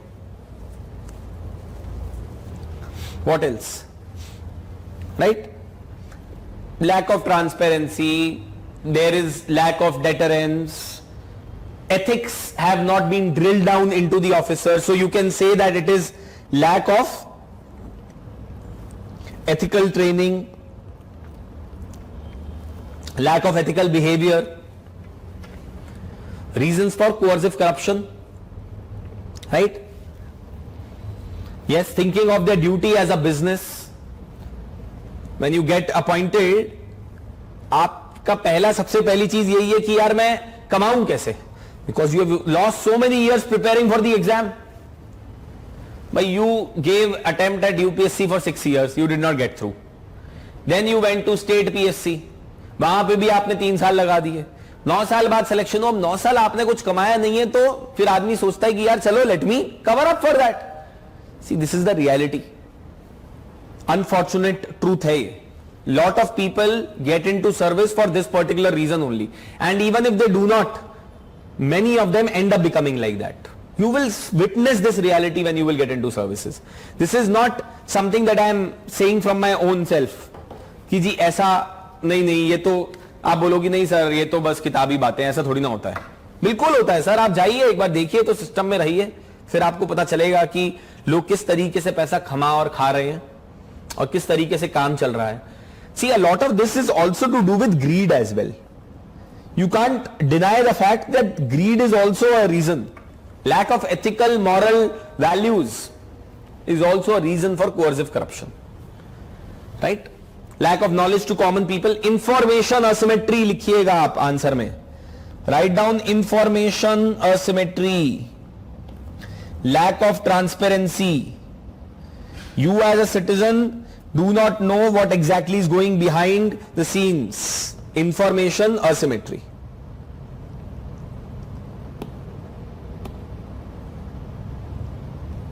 ठीक है sir. Examples and reasons behind coercive corruption. Now, collusive corruption, corruption that involves high officials and ministers that often implicate multinationals and large domestic firms in which both parties gain substantial pecuniary benefits, though the public is the ultimate loser, because efficient utilization of public resources is not happening, or you are procuring poor quality products. Effective utilization of funds is not happening. So defence deals के अंदर आपको सबसे ज्यादा example मिलेगा collusive corruption का. Defence deals they mostly relate to mega projects, large value projects, concessions and other favors, and difficult to prove nexus as both bribe giver and takers are beneficiaries. Now tell me, what are the causes for collusive corruption? Can you people tell me quickly? What are the causes for collusive corruption?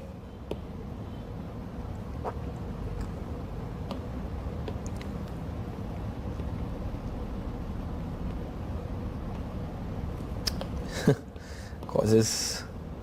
What are the causes for collusive corruption? बताइए.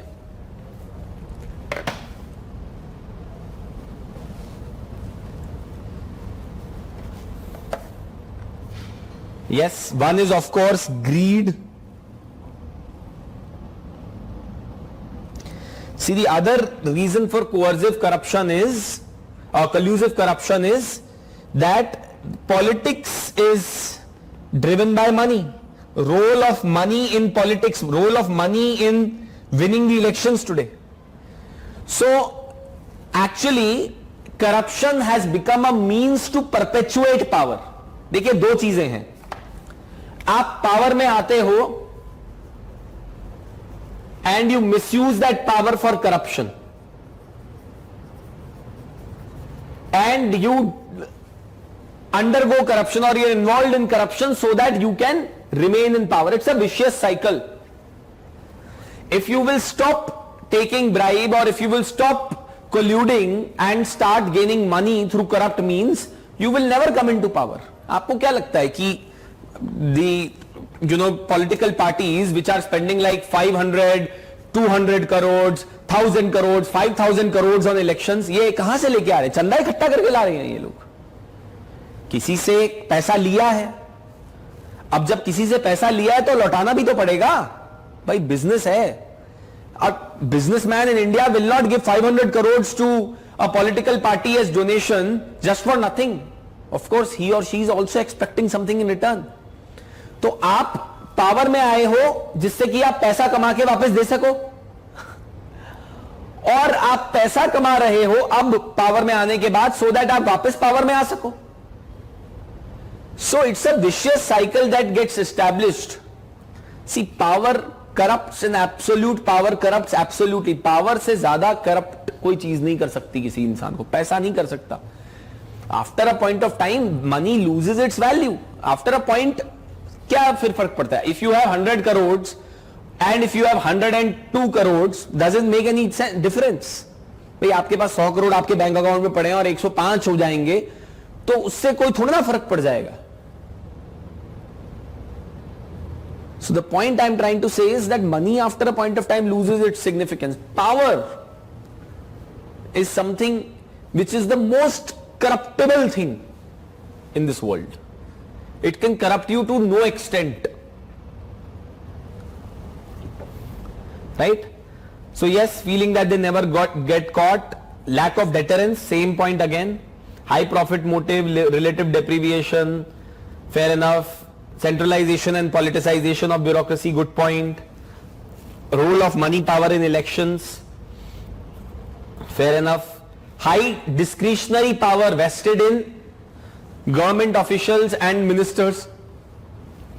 What else? Nexus between politicians, corporates and bureaucrats, lack of strong opposition, lack of accountability mechanisms, right?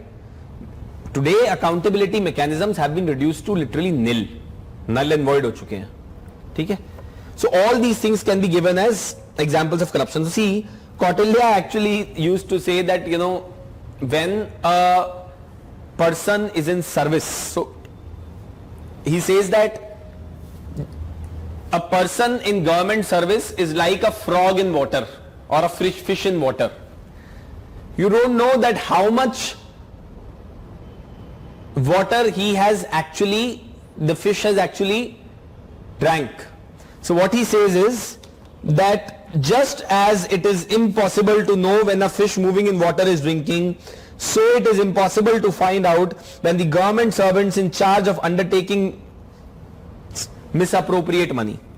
It also says that just as it is impossible not to taste honey or poison that one may find at the tip of one's tongue, so it is impossible for one dealing with government funds not to taste at least a little bit of the king's wealth.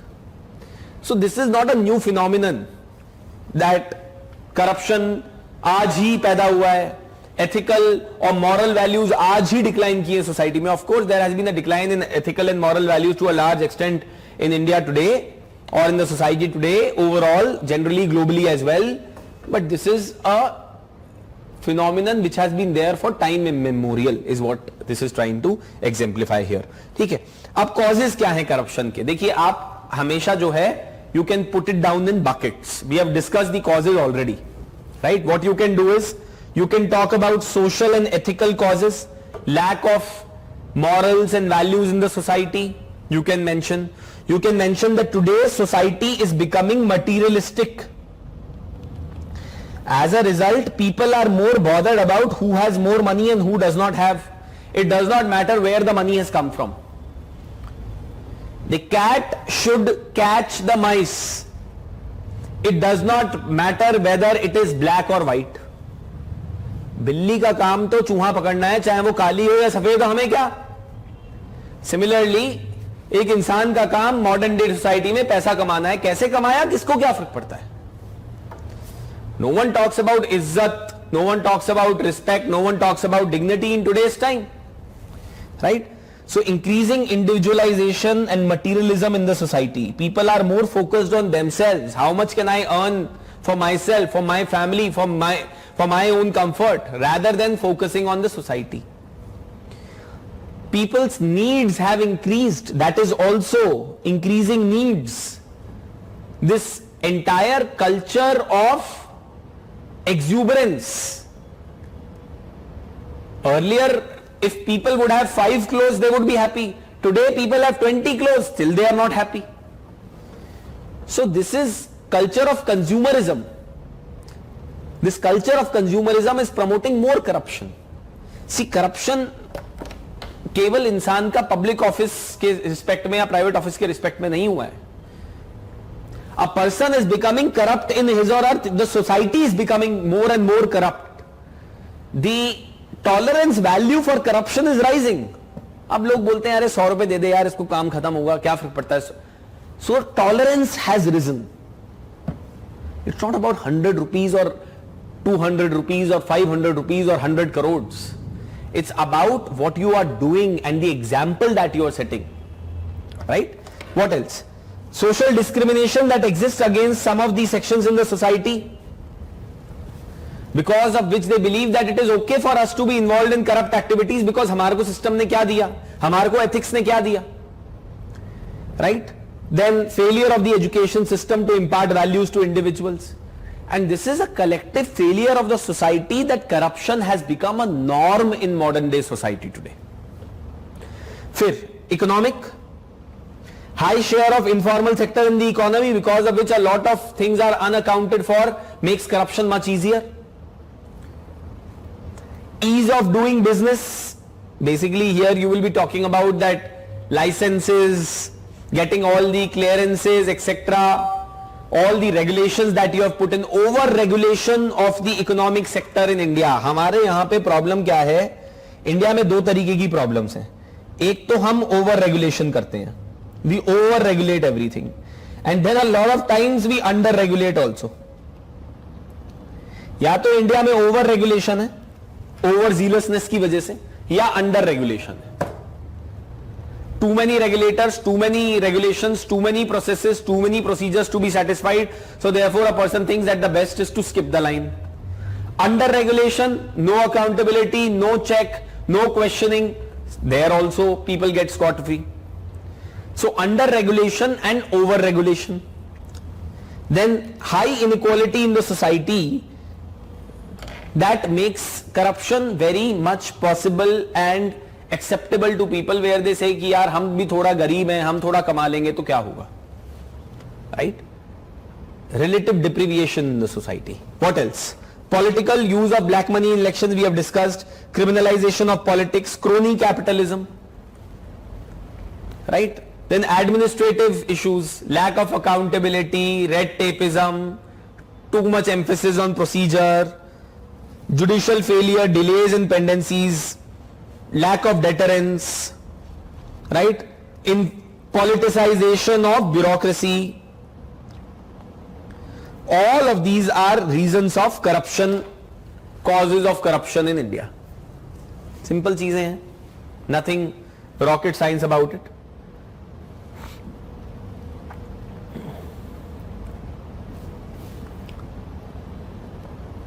Right?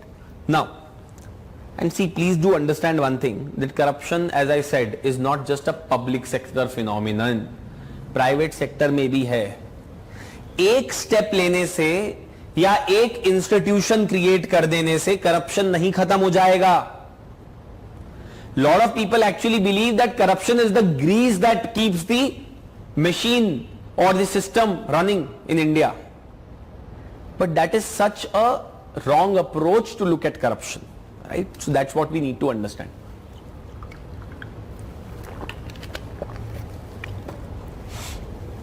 Impact of corruption. What are the various impact that corruption can create on the society, on the politics, on the economy, and a whole lot of other things related to a nation. So let's look at impact of corruption as well quickly. See, first and foremost, ethical impact which is happening on the society. More tolerance you show towards corruption, more corruption you will start seeing in the society. Countries such as Japan, countries such as Singapore have zero tolerance for corruption, zero tolerance. But in India we have tolerance for corruption. We say कि ठीक है ना, it's okay. क्या हो गया, 500 रुपए तो कमाए हैं. But it starts from there only, is what you would agree on. So if you read this, it says that it leads to development of an unethical culture wherein means may not necessarily justify the end. As I said, it does not matter whether the cat is black or white as long as it catches the mice. As a corollary to this, honesty no more remains a virtue. So people think that when corrupt only are being respected, when earning money only is the goal, then why should I be honest? Honesty no longer remains a virtue. You can see this in today's society. You speak to your grandparents, you speak to people, those who belong to the generation of the 50s and the 40s, 60s also, they will tell you that how much emphasis they used to put on values and principles. Today you will not see people talking about these things. There has been a deterioration in the overall moral standing of the society. So, it sets in motion a cycle of vengeance wherein a person tries to make good the money he loses out due to corruption by indulging in a corrupt act himself. अब आप company चलाते हो, you were forced to pay money to the inspector, labor inspector who came to your factory. Now you will try to make up for that loss, na? How will you make up for that loss? You will try to cheat your customers. As simple as that. If you ever go to India Gate to eat ice cream there, they will be selling the ice cream instead of, let's say, 20 rupees, they will be selling it for 25 or 30 rupees. You ask them the reason. You ask them the reason. They will say, sir, we have to pay hafta na. We have to pay to the police guy. So that's why we are charging more from you. What is that? Corruption. He is charging you an undue amount, more than the MRP. क्या है? Corruption. So it is leading to a system of vengeance. ये एक vicious cycle में आदमी पड़ जाता है. Same thing which I told you with respect to civil services aspirants also. 4-5 साल मेहनत किया है, इतनी हमने पापड़ बेले हैं, इतनी मुश्किल से पहुंचे हैं, तो अब तो कुछ कमाएंगे सर्विस में आके. Vengeance, right? Political implications. See, what it does is that it erodes faith in democracy. People believe that whoever is coming into power is coming on the basis of money, not on the basis of popularity. और ये सच्चाई है आज. See, you may be most popular person in this country, but you cannot win elections if you do not have money. That's the reality. One-off case is another thing, but it's very difficult. See, I'll give you one example. Please don't quote this as an example in your answers or anywhere, but I'm just giving you an example to tell you something. And please don't consider me political also that I'm saying this. Aam Aadmi Party, when it started, what was their main agenda or plank on which they used to fight elections? Corruption-free government. We are not like them. We are not like BJP and Congress. We are not involved in crony capitalism. We will fight elections on the basis of people's money. अब क्या हुआ? Why are they not taking that as a plank? अब क्यों अचानक से agenda change हो गया? Because they also realized कि भैया इलेक्शंस लड़ना पॉसिबल नहीं है पैसे के बिना. So they adopted Mayawati model. Rajya Sabha की सीट बेचो, पैसा मिलेगा. I am not casting any aspersions. This is the reality. This is the unfortunate reality. Fighting elections in this country in a clean and a fair manner is very difficult. Very difficult. और जीतना तो और भी मुश्किल है अगर आप clean और फेयर मैनर से लड़ने की कोशिश करोगे तो बहुत मुश्किल है. Right? So implications for democracy is that it creates a general disinterest in political process, and it can also lead to extremist feelings a lot of times. Then social corruption erodes trust in government and undermines the social contract. People think कि यार जब सब कुछ, see, the point is, I am being very honest. I feel a lot of times, why should I pay taxes? Unfortunately, I have to pay tax, but a lot of times I believe that why should I pay tax? I am not getting any service from the government. I am paying so much tax. What do I get in return? I get broken roads. I do not get oxygen when my family members are ill. I do not get access to medical facilities. My kids, my relatives cannot go to school. They cannot get good education. School में भी admission कराना है किसी को अपने बच्चे का तो वहां पे भी ब्राइब देनी पड़ेगी. So why am I paying taxes? So people then become dissuaded and people then become disenchanted from the entire political process and democracy, and they believe, yeah, what is the point of voting? What is the point of paying taxes? What is the point of being involved in this entire process? A lot of people, I'm telling you, after the pandemic have started to think, after what has occurred during the second wave, have started to think that it's better to leave this country. Real brain drain is happening in this country now. One day I was sitting and I was thinking that how many of my batchmates from my college, my engineering college, are actually in India, my close friends. And then I was able to count people on my tips who are in India now. Most of my batchmates, most of my knowns from college have actually gone outside India and settled outside India, maybe in US, in Europe, in Australia, but they don't want to come back. Because the system here is so rotten that they have got dissuaded from being participative in this system. unfortunate reality, unfortunate truth that we all need to face. Unfortunate truth. And here I am trying to create more people who will get into services. A lot of people come and jokingly tell me, oh, so you teach for civil service exam. What do you teach your students? You tell them how to earn more money. This is the perception. What do I do? Right? Now, what else? The honest are victimized. They do not get attracted to public services, process of democracy. Right? Economic implications. Businesses are not able to function properly. Foreign investors get dissuaded. Clean and ethical businesses will always try to remain away from you. It destroys the level playing field. Cost overruns are involved. एक project जो कि 70 करोड़ में होना था वो 250 करोड़ में होता है जाके. Promotions and postings are determined on the basis of the criteria other than the merit. Promotes inefficiency in governance. Impedes investment. Programs, the real benefits are never able to reach the people. All these things would have to be mentioned here as the impacts of corruption. Right? तो ये सब चीजें कुछ समझने की जरूरत है. आप देखिए इसके अंदर आप डीप डाइव कर सकते हो. You can, deep dive into this particular aspect of causes of corruption. Say for example, when you look at the weakness of the legal framework, criminal justice system, your laws are weak and ineffective. Criminal justice system is weak and ineffective. People are very seldom brought to account. All of this can be mentioned there. So, weak legal framework for punitive action. There are exceptions that have been provided in various laws in the country to deal with corruption. Right? What else? You can mention about political corruption. There is a reform that is required in the electoral process, state funding of elections probably, transparency in the funding of the electoral parties. There are criminal cases pending against MPs, etc.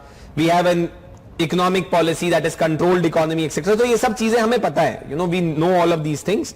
एक बार आप इसको जरूर पढ़ लीजिएगा. These are things that we have already discussed several times before, here and there, and then so many other things. Now, what are the ways to tackle corruption? Let's come to that. How do you tackle corruption? In fact, before I get to tackling corruption, and other issues other ways in which corruption can be tackled, let's talk about utilization of public funds as well, because this is a related topic. एक बार utilisation of public funds के respect में हमारे को चीजें clear हो गई, things will become clear there as well. यहां तक कोई क्वेश्चंस या डाउट्स हैं? Do you have any questions और डाउट्स स्टिल हियर? तो please ask.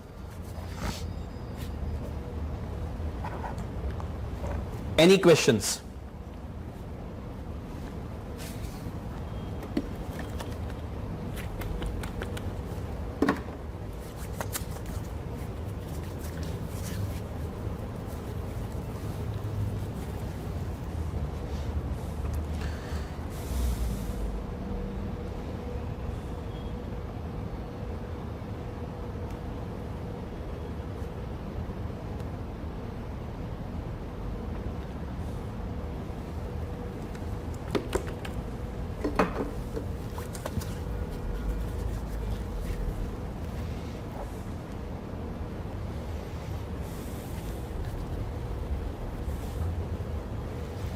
Any questions?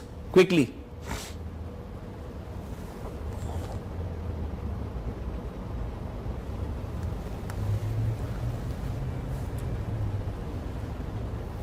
Okay. Now, utilization of public funds. See, here is a whole lot of, introduction which has been given here. So, the money that comes from the direct taxes, indirect taxes, non-tax revenues, external financing, all of these are public funds and they are supposed to be spent only under the law. And there is a responsibility on the government to ensure the effective utilization of all of these funds. So if you see this, spending of public funds for delivery of public services, giving grants, subsidies to businesses, etc., etc., etc., makes the government legally and morally bound to consolidate the financial operations, consider the specificity of outlay, determine the productive relationship between the expenditure and benefits, divulge immediate or future fiscal impact, make spending efficient and effective at every level, follow performance-based budgeting, and set the public spending code. Public funds are optimally utilized if the spending is in accordance with the law, conforms to conventionally accepted standard, is deemed well forth the money spent on something, and confirms accountability and financial control, valuing the most effective use of resource and operational inputs. The whole point is that it is important that the funds which are spent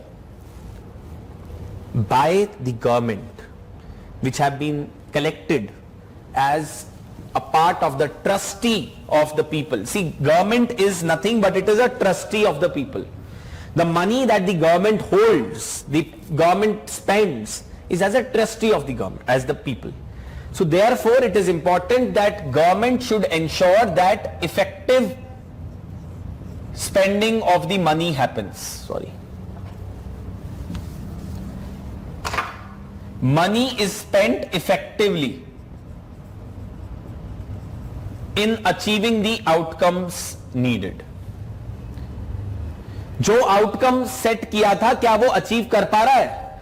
You said that ₹10 crore should be spent for improving the gross enrollment ratio from 92 to 99 in India.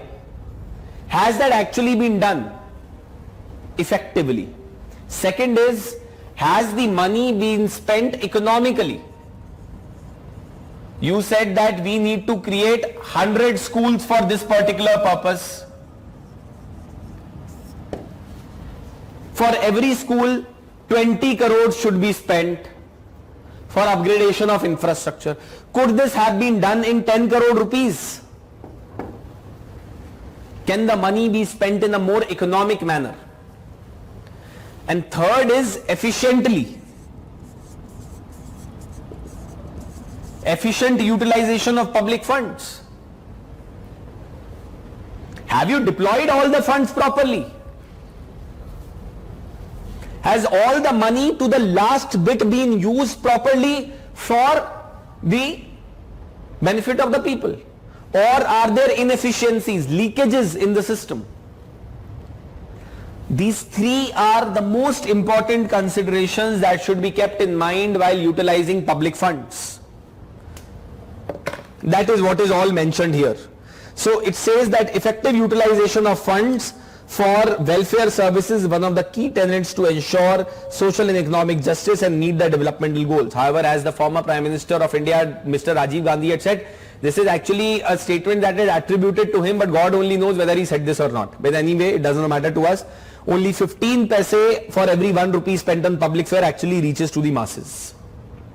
Public servants are trustees of hard-earned public funds, and therefore it becomes their moral and legal responsibility for their effective utilization.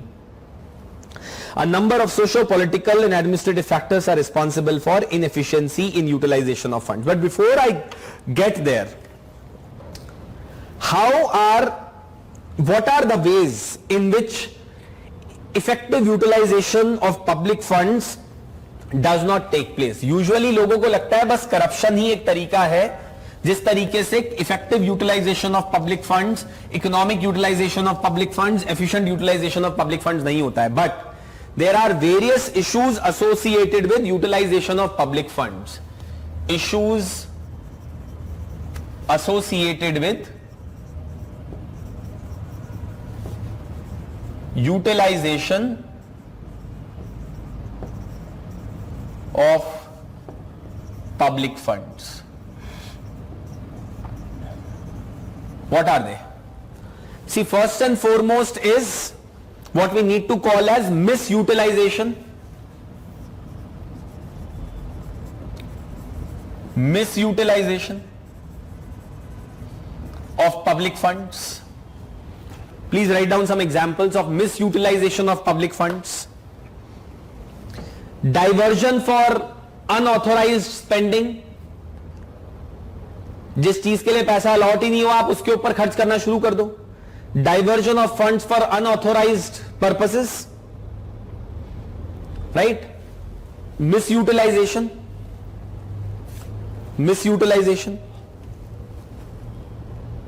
What else?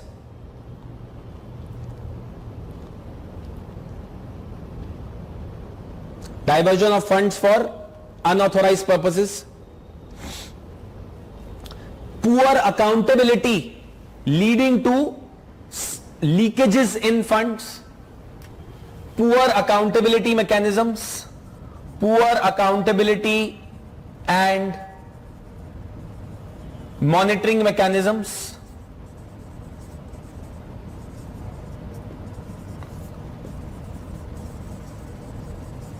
Poor accountability and monitoring mechanisms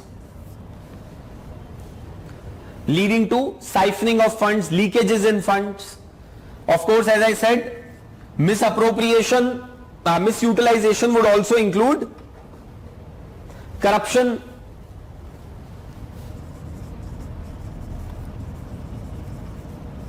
diversion to unauthorized expenses,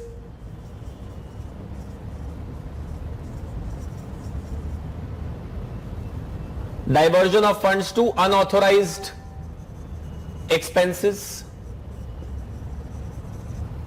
मिसयूटिलाइजेशन. ठीक है. अच्छा, मिसयूटिलाइजेशन के अलावा एक और चीज है, under utilisation. You are not spending funds as they were supposed to be for that purpose because of red tapeism and bureaucracy and your paperwork, etc. That is also ineffective utilization of funds. So underutilization, when you do not spend enough money, not spending the designated money, so funds lapse. In India, so many schemes, funds actually lapse. Yes, good example, MP lads. Not spending the designated money in that particular year. Procedural delays, administrative delays, lack of sufficient staff in government offices. Sir, हम खर्च नहीं कर पाए. Procedural delays, administrative delays, lack of staff. देखिए, सिर्फ ये लिखने से काम नहीं चलेगा. मिसयूटिलाइजेशन या misappropriation, you will have to write about underutilization of funds also when you talk about effective utilization of funds. Yes, March rush, therefore leading to spending of money on those purposes on which it was not supposed to be. March rush.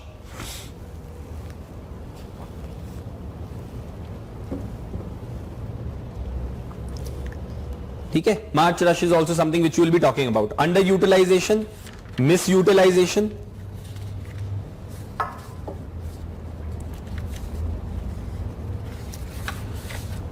If you see your material also,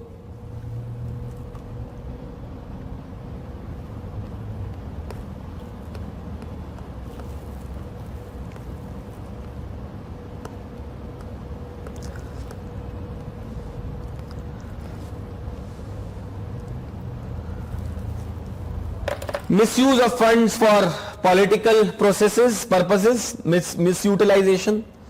Flow of funds is not ensured in a smooth manner. Ensuring a smooth flow of funds under any scheme is absolutely essential for their proper utilization. However, many a times there is too little delegation in the system, creating bottlenecks in the flow of the funds. Funds come in late. There is no timely disbursement of money that is taking place.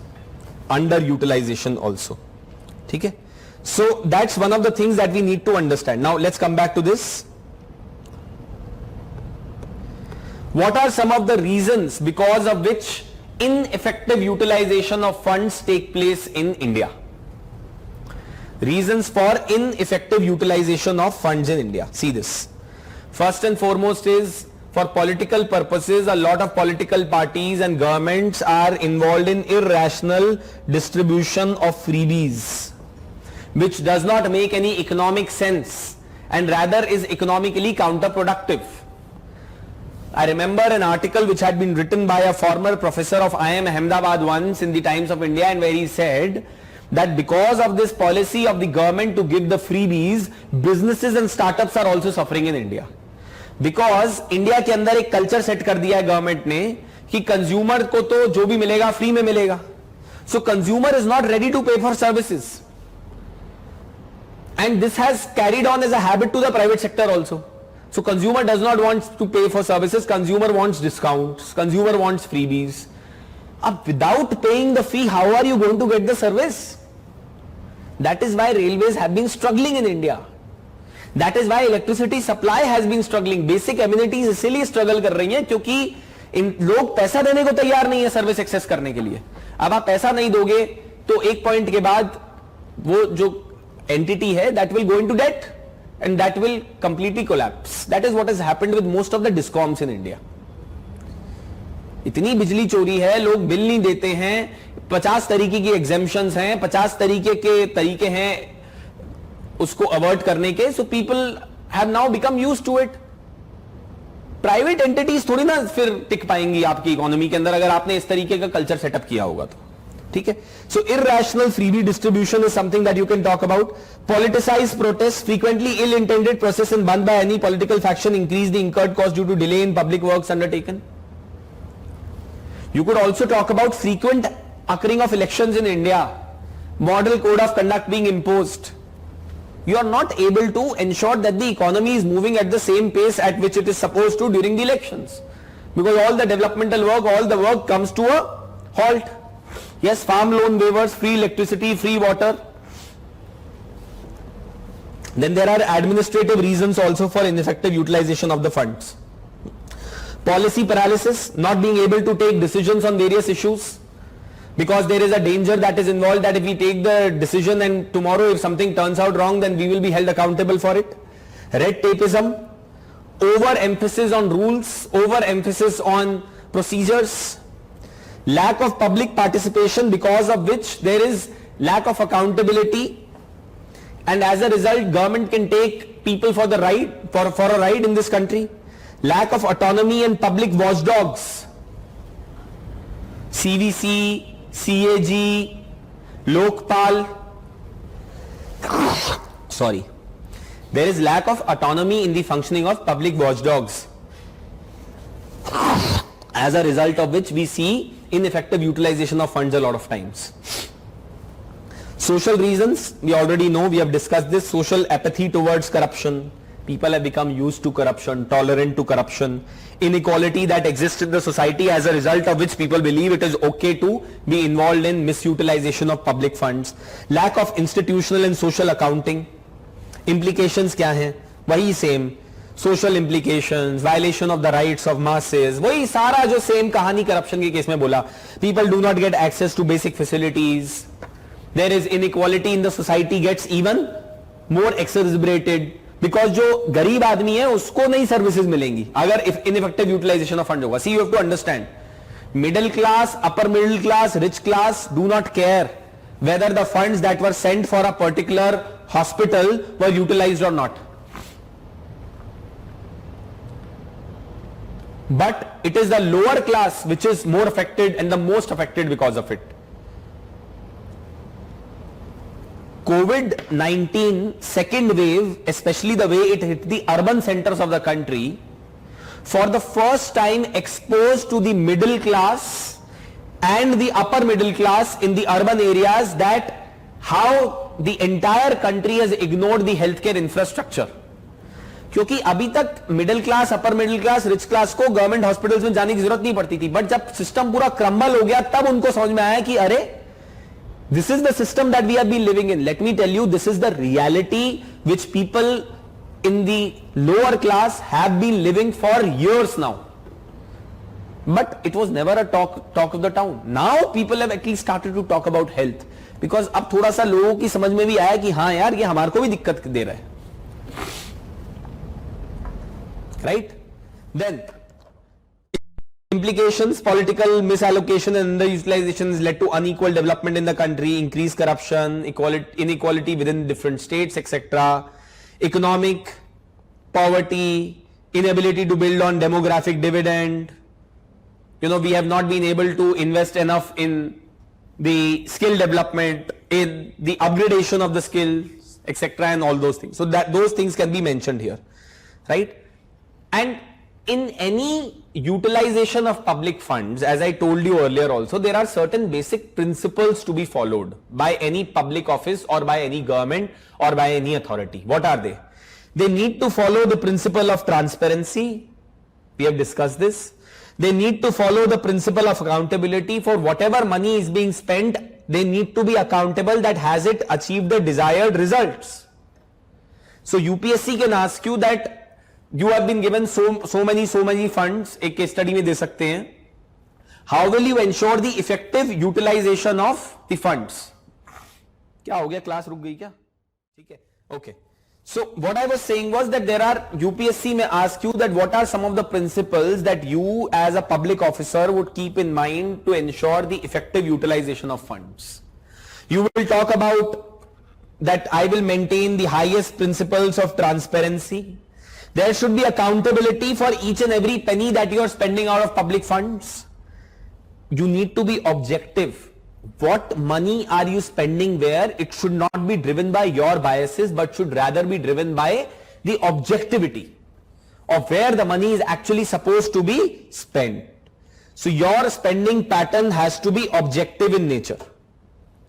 Lastly, integrity and fairness also. Ensure that the office holders must be fair and non-partial towards their actions and duties. For example, deep grounds of nepotism, culture of favoritism over higher posts, partial etc. reflect weakening of the merit-based approach etc. and all those things.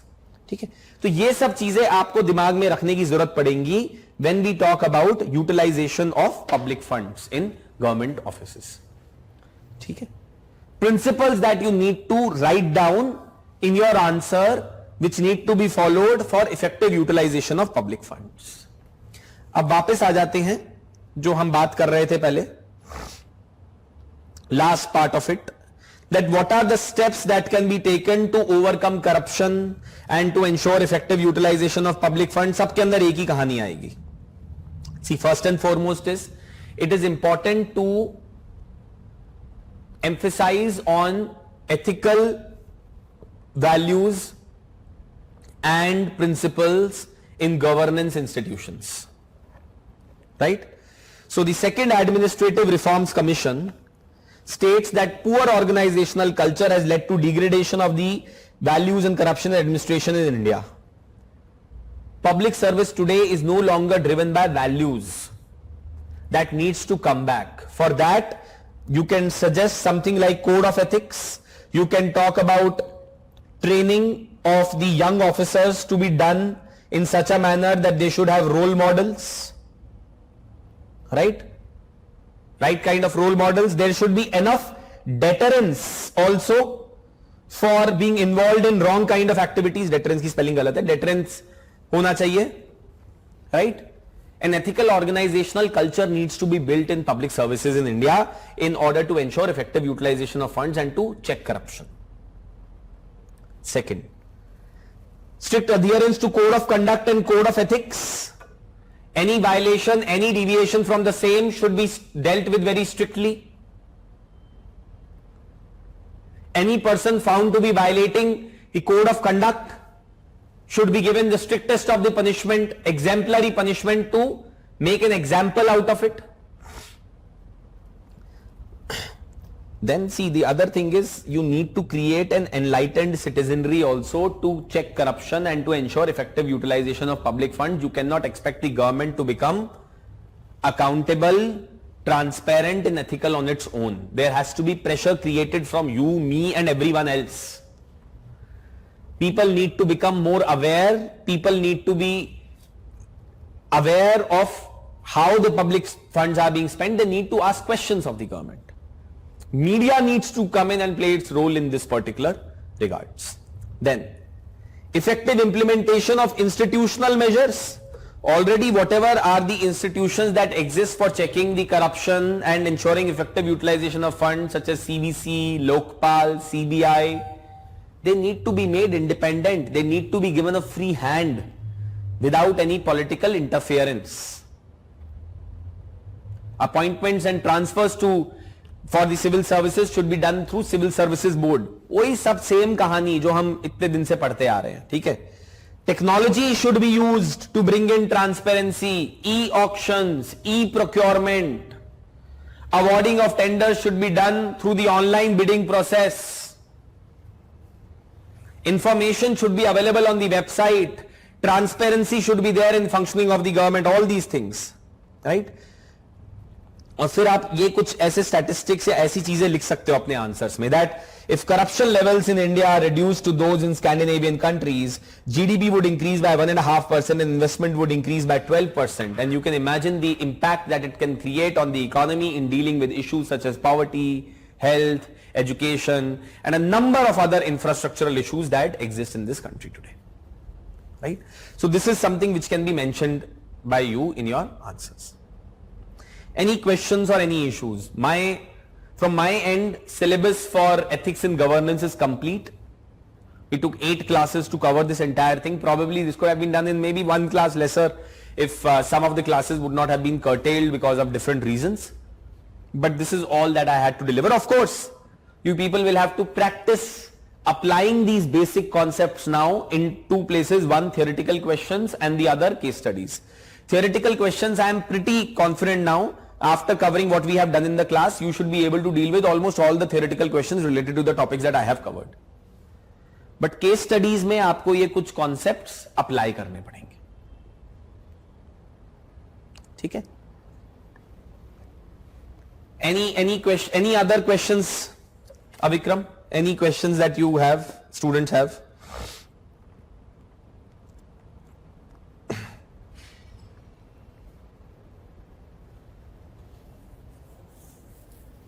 Any questions? Any doubts that you people have? Please feel free to ask. This is the last class. So I believe that there is a class that is scheduled for tomorrow as well. But I don't think that will be needed now, Avikram. So if you can please convey that as well, that tomorrow's class is not needed and the entire syllabus has been completed from my end for my particular portion and topics.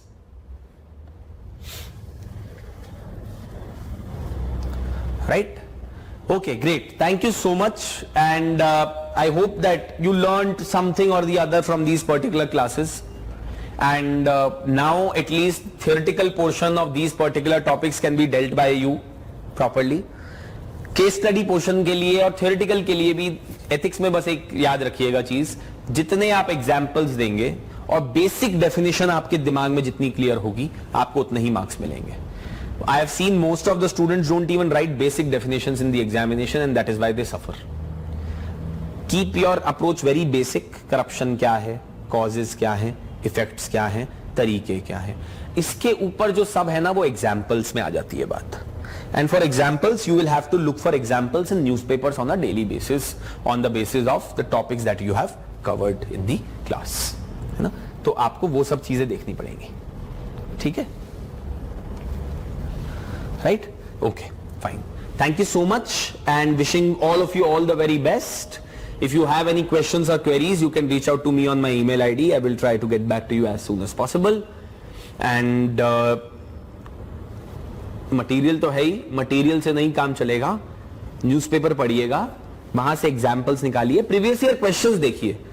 If there are any previous year questions where you are facing difficulties in attempting the questions, you can let me know. But theoretical questions में आप जो भी इन topics से related है, आपको कोई दिक्कत as such आनी नहीं चाहिए, is what my guess is. Okay, right? Thank you so much, and wishing all of you all the very best. Bye bye, take care and stay safe.